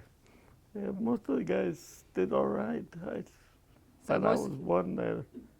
And then I had to, we went, it wasn't too far. We landed on the drop zone. And then we had to go looking for a place and try to get together. They had to reorganize the whole troops because they were scattered all around. And there was only about 15, 16 that jumped, and that's all at each plane. Now they're jumping on both sides. Mm-hmm. And then there's, I don't know how many persons are jumping.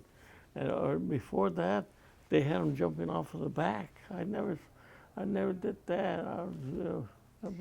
So this jump in Holland, once you got down to the ground, cleaned your rifle, and then ran, where did you go to? Try to organize, get together your team, your squad, and go and see where we're out there firing, shoot the Germans, and the people would tell us, boy, over there. What people would tell you? The Hollanders. The town? The town, the people, they were out there. Some of them were helping the people, telling us where the Germans are. Oh, I see. So We have you one land guy. land in the field, and then you went into the town, Yeah, during the day, yeah, the way, yeah. and then you asked them where the Germans are. No, we don't have to ask them. They just tell us. Oh, they did. Yeah. They were real. They were helping us a lot. A lot of them did go around and help us. They got the rifle and go around alongside fighting with them, Oh. shooting at them because they had the Germans took over the town. You know, they had to take over, and so some of the guys. We had one guy that I think his name was Peter Petro. I don't know what to call him, and he was with our sergeant all the time, and he could speak English, but not too well. So when you were shooting at the Germans, what were you? Could you see them, or or you were just shooting? Wherever they were shooting at us, we just started shooting at around there too. And then we had to be careful not to use as much ammo because we haven't got very much. That's what we have there, or try to look for a rifle or something else that's dead, a person dead or something like that. Just take his what do you call it? His equipment carriage that he used to have. He's dead, so you can't use it. So we take him. Mm-hmm. Or if your rifle is broken, or you can't jam, bullets are jammed, you can't use a rifle. So you have to. So did you know what you were doing out in there? I mean, was it or was it confused? I mean, it sounds like it was kind of confused. It is confusing.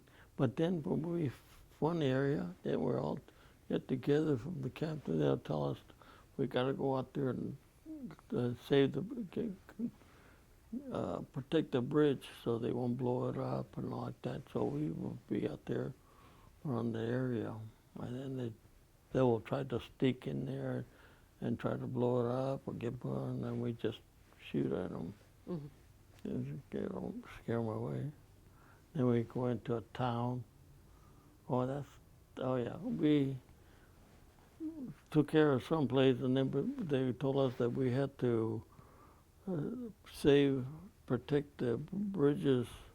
There was two of them, railroad tracks. There was a bridge for train, and we had the others were the cars and stuff like that. So we had to protect it. And by that time, the British were up there with us, so we were mostly with the British all the time. We didn't have no other Americans to help them. Oh, And then we had to depend the airplanes come around and drop some more equipment that we need. so during that time, how long were you in Holland? Oh, let's see. In Holland, we were there for 30 days, maybe a little longer. 30 days? Or more. And then we had to take care of that. Then we had to move to another section and repair. Then when that happened, we were replaced by the Canadians took over the area that we were protecting or holding on. And So you did this one jump in Holland, then you were in 30 days or more in Holland. while fighting, Pardon? taking care of working, fighting. Fighting. And did you have much interaction with the people in the town, or were you mainly just by yourselves with the troops? Well, they were real friendly. They would come out there and wave and clap and give us something to eat.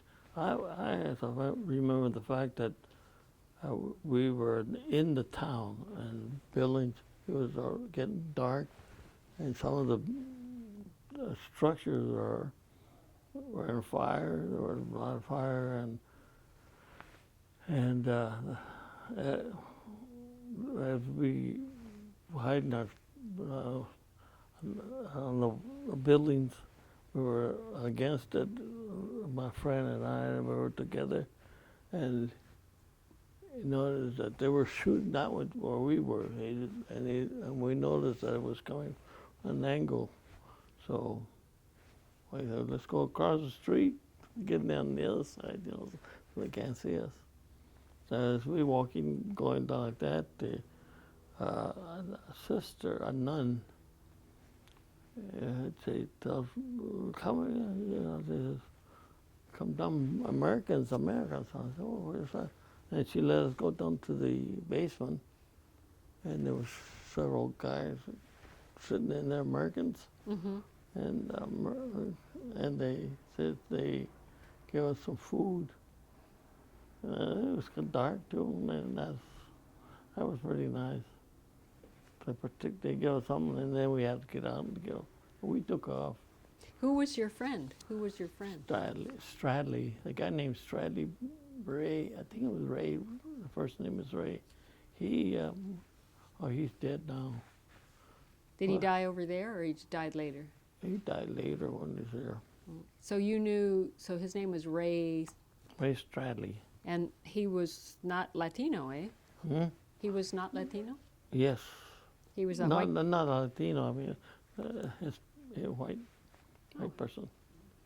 So so in the army then, you were making friends with people who weren't Latino, right? Oh, there's a lot of, let's see. Well, they separate us. I was in one group. There was how many were there?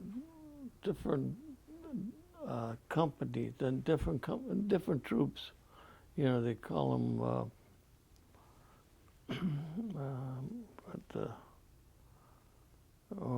It's just a squad. I couldn't even think of a squad. There were different squads, and the one I was with, there was about 3 or 4 Chicanos in there, and there were not too many in there, but they were scattered all around. I see. With other squads, and then. So you didn't necessarily stick with the Chicanos then? Oh, after the push, when we make a drive or something like that, we come back and try to recoup. Then we go out there and look for our friends. So they were in a different squad, so go out there and see how they are. Oh. And find out some is dead and some are wounded, and yeah. I had quite a few guys that I knew they were like, when they said they're Texas, there was about 3 or 4 Texans in there, but they were friends. I made friends with them. I don't even know who they were, but they were real nice. We used to have a good time. So did you think there was any different with the Latinos there and then the Chicanos there and the white people? Was everybody just mixing, or? Yeah, there was a mix. It wasn't all white and all Chicanos there. No, they formed different squads together, and then So how long after Holland, then where did they send you? we returned to France. That's a Sweep. The name of the town is Sweep. Suippes or something like that. I can't even spell it. I don't know. And it was like a barrack. We were just getting ready to. It was at the time with after I think it was. How long? Yes. How long were you? You started in '43. How long did you serve? 2 years and it was 2 years and 3 or 4 months. Okay. 4 months. And so you saw action in Holland. You jumped in Holland. Where else did you go? Battle of Bulge. Battle of the Bulge. Yeah. And then that's when we went back to our camp, and we just get organized and like that, and then they call us. We had to go out front. We were undermanned. We only had about a half a team on each one. Oh. We didn't know replacements or anything like that. And then it broke out, and we had to go out there and fight the Germans because they were able to go make a trip. It was in the forest, and the tanks and everything knocked the trees, and it's coming in there, and the two divisions that were in there, they were just they were taken prisoner or were killed or anything, and they kept on going, and they wanted to go all the way to the harbor, all the way to the coast, and they when they called us, we had to pull them, and the 101st came on the other side, and we were with the British all the time, so we had to go over there to help like the 101st went out there in Bastogne. Well, we passed right there. We passed there, but the ones that were doing the heavy work that were good were the engineers. They were fixing roads. They were fixing or anything that so we can make a passage through bridges and all that. So when was the Battle of the Bulge? Right at that time, that was in December. December of Yeah, 44. 44. And was that where was that? What country? Yeah, it was it was in Belgium. It was in Luxembourg, a little small town, and yeah, they were. See, our troops went all the way up to there, and but they didn't expect the Germans to go through the trees and like that. There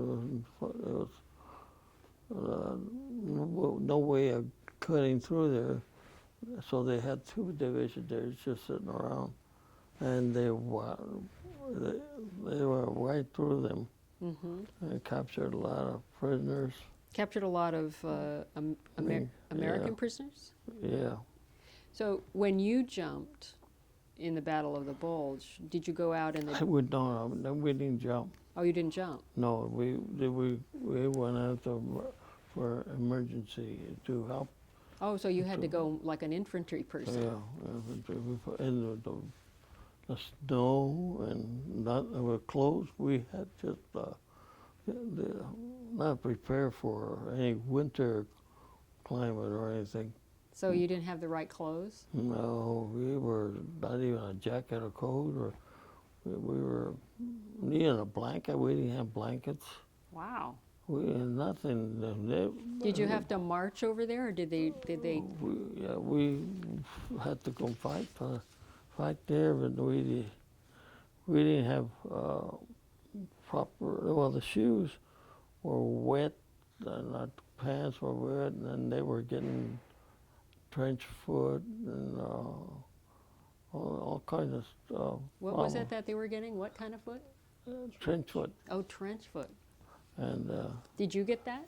no, not me. I tried to. Didn't work. Because a lot of people were sent back for the medics because they got. Mm-hmm. It was weird. I felt like going back. I couldn't. I tell you. Yeah.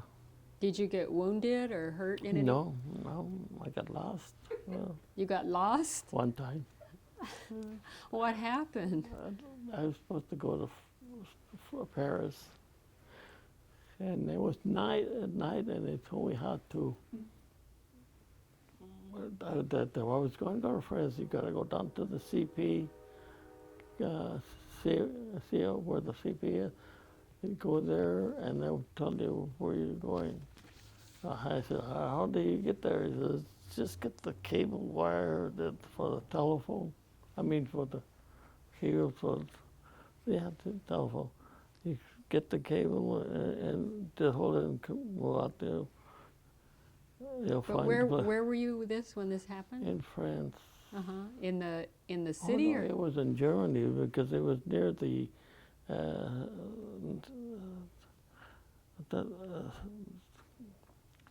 what's the name of the town? Line.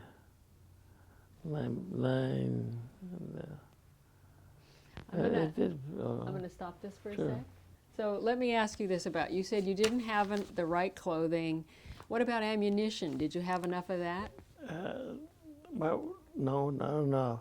We were just enough to fight. Then later on, they start bringing us some new weapon, rifles. Did any of your friends get shot down? Oh, there's a lot of all my friends got killed. A lot of your friends what? Yeah, a lot of it. They got killed. I wounded, and they sent them. The only trouble, that's what I didn't like. They send them to the hospital. And you're wounded, and when they get well, they're sort of well, and then they're ready to go back to the front. Well, we're somewhere else, and they don't go to our company. It goes over to somewhere else. So we get a lot of new fellows. Oh, you get new people. Yeah. So you didn't see some of the people that got hurt. Yeah, that's right. Like the sergeant that was there, he was in Sicily and Italy and Normandy, and he had malaria. I know, what a sickness that caused. Oh yeah, that was malaria, Mm-hmm. and he couldn't last very long, so they had to send him to the hospital. He was in the hospital before. Okay, now I have to shut this off because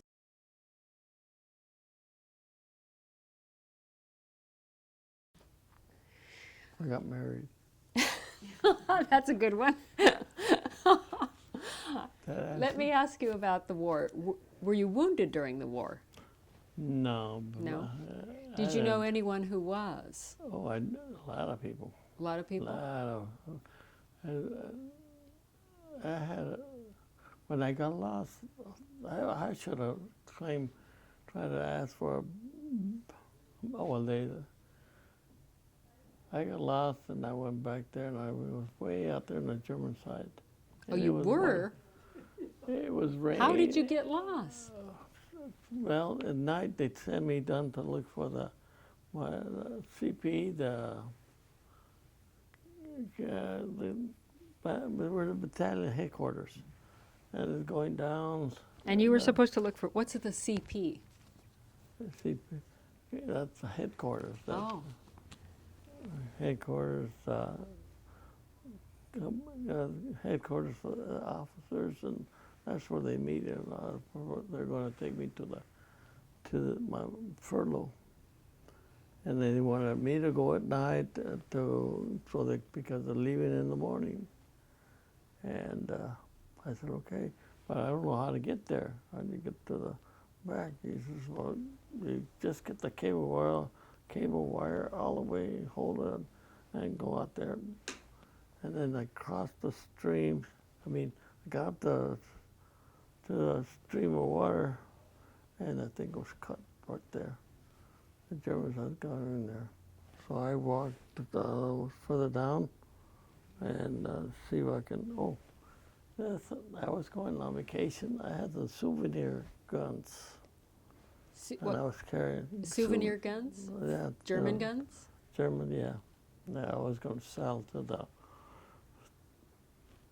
the tankers or different infantry because I needed money to go on a furlough. I didn't have any money. We only get paid like once a month or something like that, at one time. So even in your fighting, you were getting paid? No, not in the fighting out here. We go back and they pay you. Oh, I see. But, and I needed money, and I didn't have any money, so I dropped those things on the stream, and I was looking for it out there, and I couldn't even see it. It was dark, it was raining, and I decided, oh, hell, I'll forget about that. So I was trying to cross the stream, I get on the other side, and then I was looking for the cable where they cut off, and I couldn't find it. And I kept going out there. I must have been going back and forth different strips. I must have going the wrong way, and you couldn't tell which was your side or them. So I decided I'm gonna try it this way. So I kept on, and there was holes where they bombed, and I was falling down. Trees that were knocked down, they were hitting me. I'm telling you, I cut myself. I had all my face and my body patch, I was really suffering. But I went to one place, and I heard voices. Oh, I thought, see who it is. And found out they were Germans. Oh, no. They were in a bonfire. And I said, if they're Germans, I'm going that way. And it's the Americans over here. So I went there, and there was I must have been going to the same location because it was at little house. Well, not a little house. It was a nice house there, but it was dark, and you see that somebody come open the door, yeah, singing, and they was Germans. They were in there, and they lived using that house. Oh, and I says, I had to find a way to go, but I can tell by the ammo that was flying, the bombing. They were shooting? Yeah. Oh, I see. Yeah, where the landing and all that, and I figure they were Americans. I said, well, that's where I gotta go. Then I started going that way, and they looked like some other was coming out the other way towards where I was going. So I couldn't make up my mind which way to go because I couldn't see where I was going, and I was keep on falling. So I finally decided not to go anywhere. I'm gonna get when I fall down, I'm gonna stay there, and there's a tree and down there. So I put my raincoat on top there and got on there, and I said, when I wake up, I'm going to stay here, and in the morning I'm going to give myself out. So I kept on hiding with an umbrella, a raincoat. It was raining and raining. Then when it finally stopped raining, I said, well, here I go. Might as well turn myself in. So I marched and I saw a group of troops going into position. And I just get myself, I'll just get myself up, and I walk up to them. And he says, what are you doing way out here? I says, I'm lost. I says, he said, boy, you look like something happened to you. You're all beat up and like that. Oh, it was really, I told him what was happening. And he told me, he says, you better go to the headquarters.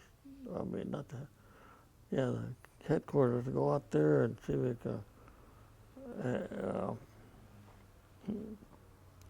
they can take care of you. You look like you're, all scratch and faces where I fell down. And then he said, so I started ready to get myself up, and then the officer saw me and he said, oh, Americans, oh good. I said, and then there was the 508, that was another, they were going into position, and they told me that I was lost, I don't know what to do, where are you going? And they says, well, why don't you go to the CP, office at the place. And I said, yeah, well, he says, well, there's a Jeep out there, they'll drive you there too. So he did, they drive me out there. And when I got there, they questioned me, they want to know what happened and how that happened and everything. And they had me resting, they said, well, stay there, we'll get the medics to take care of you. And they finally did, and then they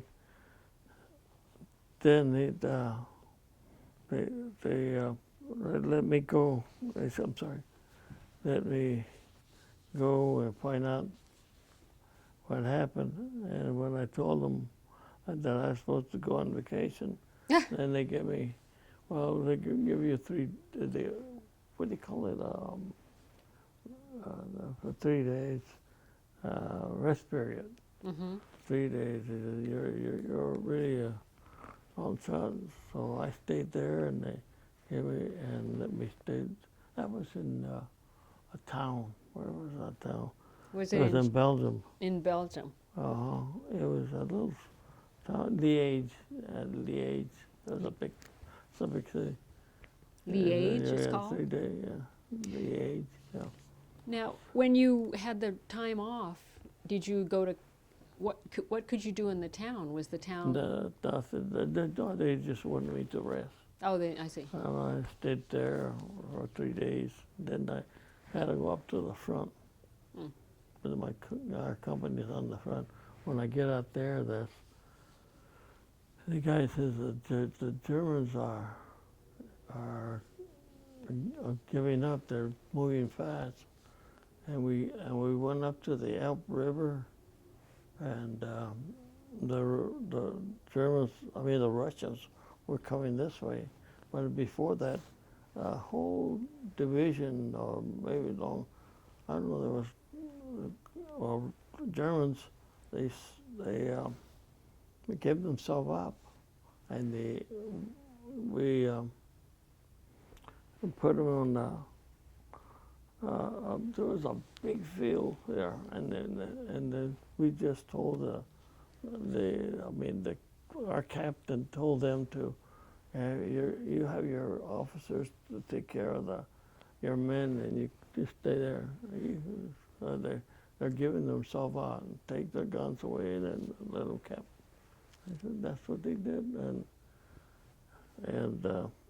well, meanwhile, we had already crossed the Elbe River, and we had to come back and stay there. And he says, the Russians are still going this way. When they come to, we'll wait for them here. We gotta let them take Berlin, because we were trying to get Berlin and all that. So let the Russians take care of that. Let them get the victory. We won't have to lose any men. Yeah. So when you're all this time serving in Belgium and in Holland and stuff, are you in tents camping out? Or are you on the move all the time? Or yeah, we're moving up close, keep on fighting, and the British had their tanks there, and they were fighting against the Germans. You want some water? Again,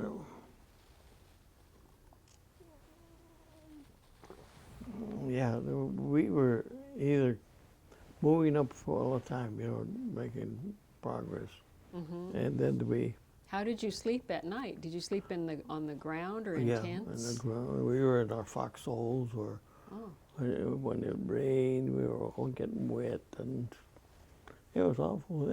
Our clothes were soaked, but that time we were a little better equipped, because we going to the river, and then we were going to go on. We end up stopping, and they told us to come back, let the Russians take over. So all the way they come up, and they met us. As soon as they meet us, So you met the Russians? You met the Russian yeah. troops? What was that like? Oh, they were happy, and we were happy too. And they were. There was a lot of those ladies, soldiers or something like that too, and They had big fat one, yeah, lady soldiers? yeah. I call them ladies. They were. Were you surprised to see that? No, I figured that those Russians are. Well, we seen the Russians before, and different get-together or something like that, but they were happy. They were drinking, and we stopped there, and then we're supposed to. Let's see, they stopped the war there, and then we had to go to Berlin as occupational troops. Oh, you did? Yeah, and. Did you march into Berlin or ride a... No, we weren't too far. We were walked there. Mm-hmm. But Berlin was divided into four areas. The Russians, and the United States, France, and Belgium. I mean England. Well, that was how they divided. So. When the Russians carry their guns, we had to, because the war was over, we didn't have to carry our guns. And it was for us to go in their sector. So when was it that the war actually, do you remember what happened on the day the war ended? It was not, I remember that when they gave us, and they told us to go up to Berlin, that the war was ended. Mm-hmm. And don't know the date. But when they told you to go to Berlin because the war was over, what did the troops do? What did you and your friends do? Oh, we went. We were still a company, so it was 505, a regiment. So we had to go out there. But were you guys happy? And in a way, they were getting points. You had to make so much points to get out. Oh. So when we report, that's right, we had to go back to France and get cleaned up, get bad, and take the guys that are just going home, discharge them because they have a lot of points. They let them go. How would you get points? Well, the time you're in service, and combat themselves, some wounded or anything like that, and for your medal, they add that amount on it, and they give you points. So how But- did you have enough points to be discharged? No, not enough. But then I decided to go to Berlin because I wanted to see what that looks like. I never was in Berlin. And at the same time, we're going to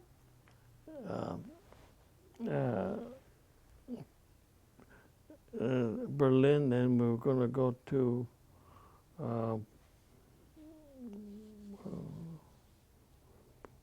trying to think. Berlin. Oh yeah, we're going to be discharged and go down to New York and make the parade Oh, soldiers. So when we got to Berlin, it was nice. We stayed in our sector, and the Russians were going to all the sections, and they had the rifles, and they had a lot of money. They didn't get paid until after the war oh. was over. There's a couple of questions in here about the military leadership within your unit. It says, did you feel secure under their leadership? Oh yeah, they seem to know that lieutenant that I assumed should have won the Merit of Honor, or what do you call He won a Medal of Honor? he should have.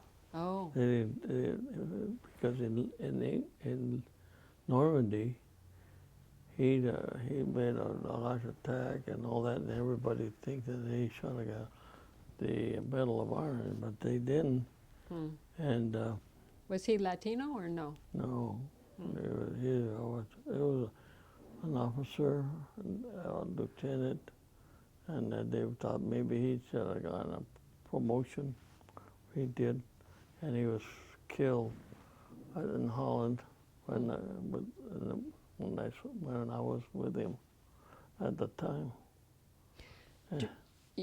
You were at the you were with him when he got killed? Yeah, we were at the railroad station where there was freight train, and there was a tower, and he thought there were some Germans in there.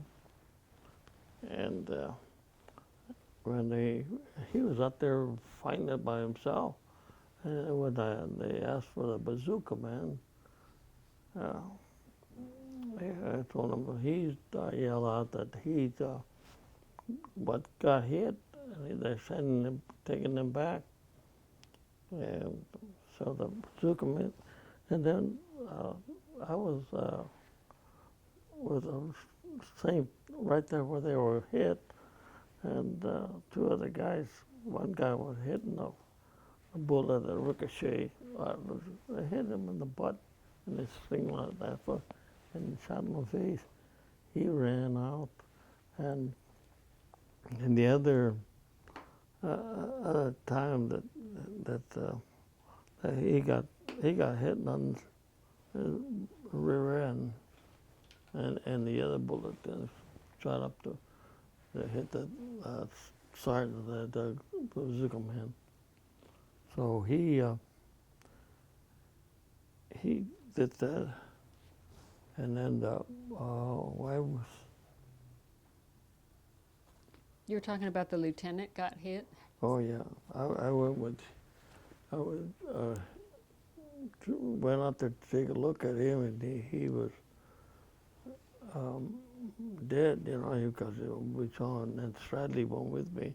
He looked at, and then he found out that look, the guy's dead. What shall we do? We didn't know what to do, so we yelled out, came back, and then he was shot.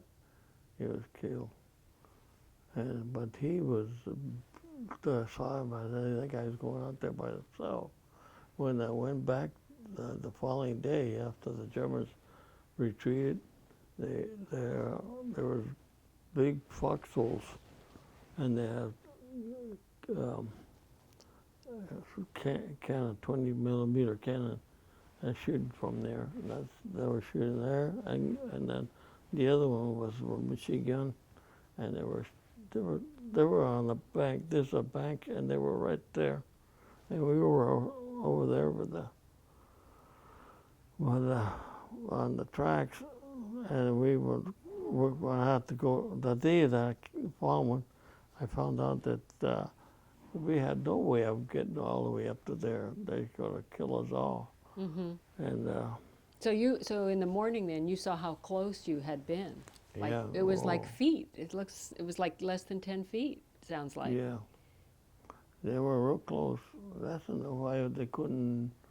They were shooting at us, and we couldn't lay down or do anything Mm-hmm. because they were too close. Right. So it's a miracle that you escaped that. Yeah, they did a lot of praying. Did you write a journal or a diary or letters during the time you were serving?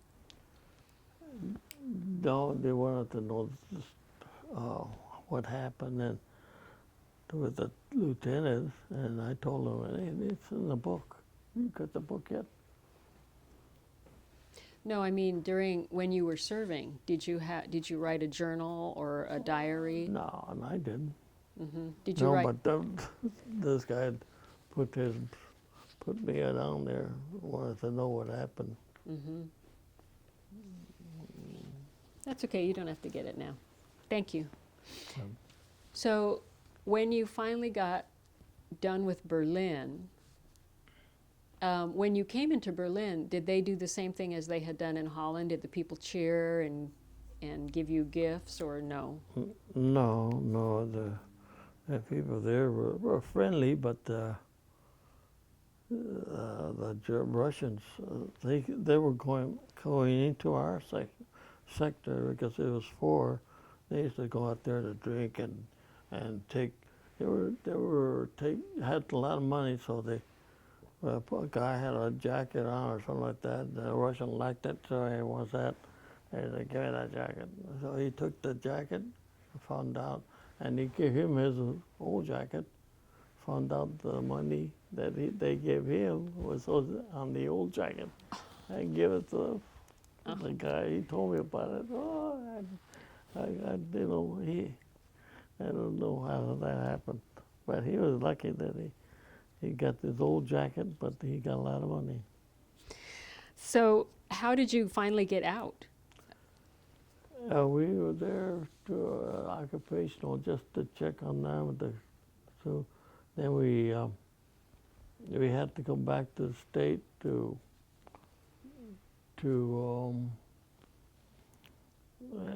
make the parade.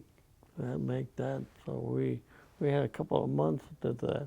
So we ended up going to France, and a lot of them took off. Or I mean, more. We took off from France, and then we went to England, and then we got on a big boat and went to New York. Then we had to go to a camp, I think it was in New Jersey, and we had to prepare ourselves for the parade. And I thought they were all 82nd. No, I found out that they were the 101st and Everybody. 13 and all that to make the parade. Because we as far as the 82nd, they were cut off about half of them.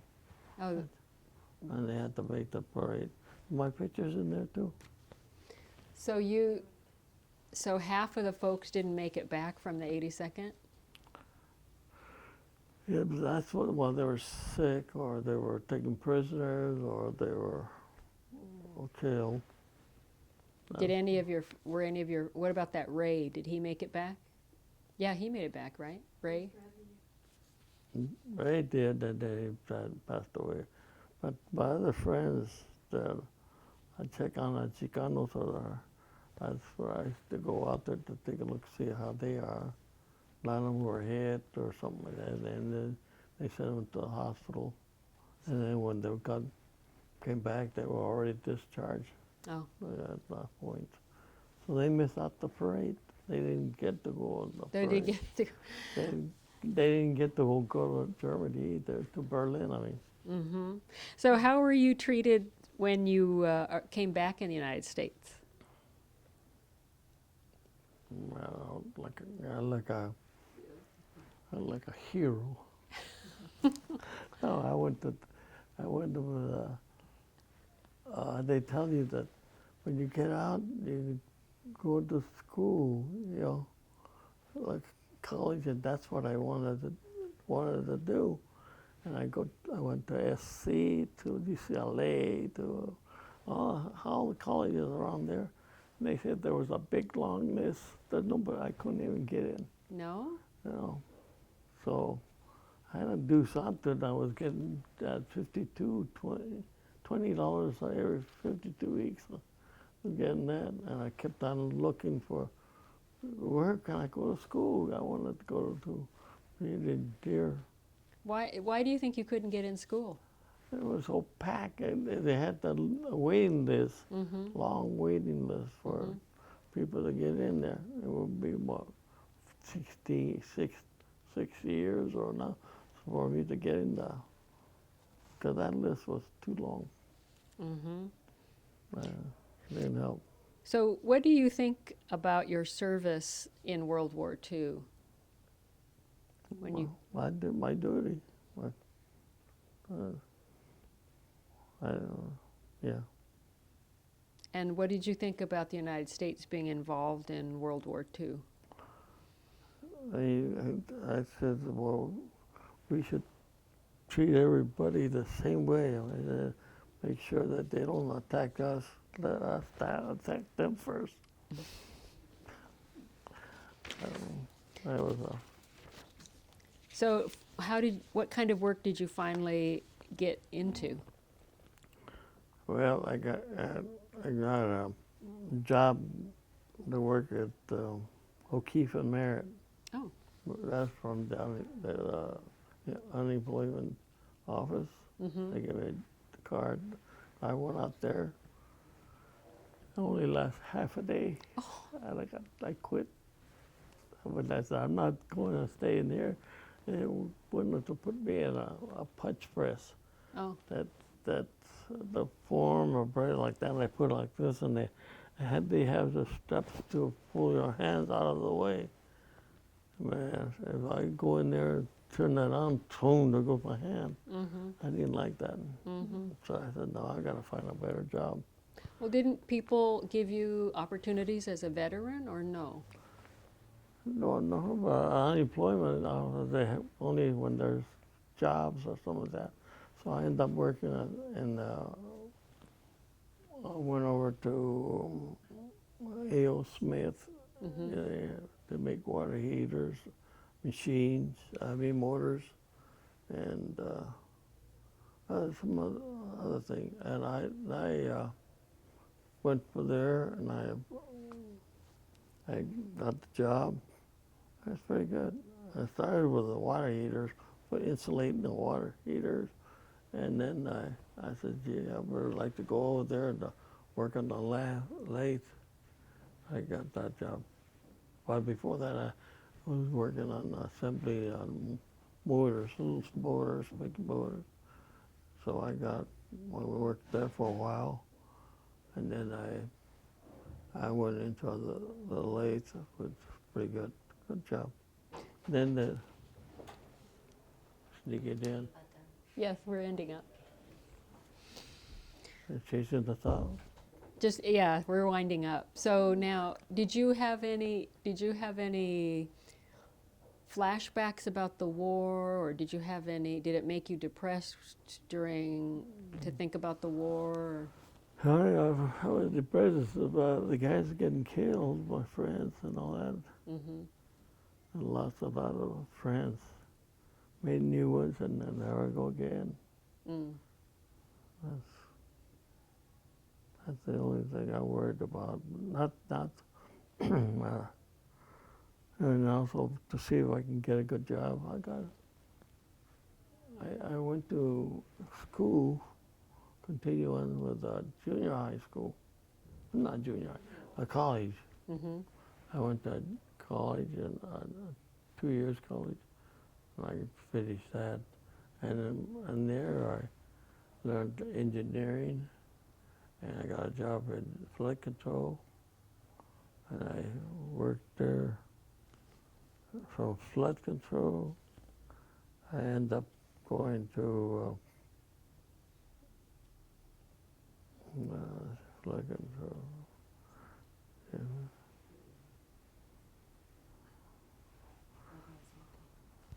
So how did you meet your wife? Should I tell you the truth? It was fate. How did you meet your wife? Well, I was the happiest thing I got was my wife. Why? Where did you meet her? Huh? Where did you meet her? Where did you meet your wife? She was coming out of the bowling alley. Mm-hmm. In the bowling alley. Yeah. And I'd give her a ride home. So how long after you met her did you get married? Let me see. 5 months. 6. 6 months? 5 months. That was pretty. What was it about her that you decided she was going to be your wife? Oh, I thought she was the prettiest girl I ever seen. And she was, and she still is. We got married on January the 1st. What year? Let's see, what was it, 46, 47, 47? January 47. And how many kids do you have? 5. 5 kids. We got 4 girls, kept trying for a boy. The 5th one was a boy. And then we went, let's see, we had all the girls, the 4 girls, they all went to what hospital? Just to. Oh, because I had him at the same hospital and it changed. Yeah, and then you went to White Memorial. And so do your kids speak Spanish? Did you teach them Spanish? Spanish, and a girl, Stella.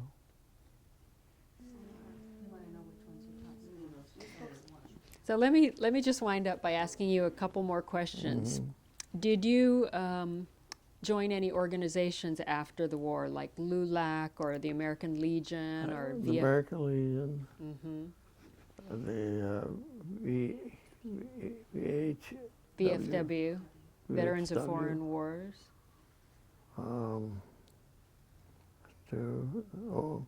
The Airborne, 82nd Airborne Division. What else? That's it. And do you think that the World War II impacted the Latino community, the Chicano community, in any way? No, I don't think so. Not any different than anyone other No. community? Okay. If you were to give an advice to Latinos that are listening to the interview, what advice do you think you would give them? I don't know. If they want to be an American, they got to defend their country. None of this, what do you call it, freeloaders and then go away and go and hide somewhere. Well, I really can't say anything more about it. I think in the United States, everybody wants to come here, but they don't want to fight to help out. Anything else that you have to add? Because we're done. Well, not that I know of. I'm getting full of water. Okay. Thank you so much for talking to me. I enjoyed your stories, especially the one about being lost and, Oh. and the one about jumping out of the plane. That was very, very interesting. And that's like getting lost. Is my I keep telling you the medics had to take care of me, patch me up and everything. That's why they asked me that risk period. But the medic that fixed me, I could have got a medal that way, you know. But because all you have to do is just tell the medic, say, have my name put on there, I get it. But I didn't think it was worth it to go out there and lie and tell them that, well, the other persons are getting shot and losing parts of the body. Mm-hmm. Yeah. Well, Because they ask you when just before you, when they were going out there, do you think you should get this, that, or if you have left? I mean, if you get a Purple Heart, if you can think of your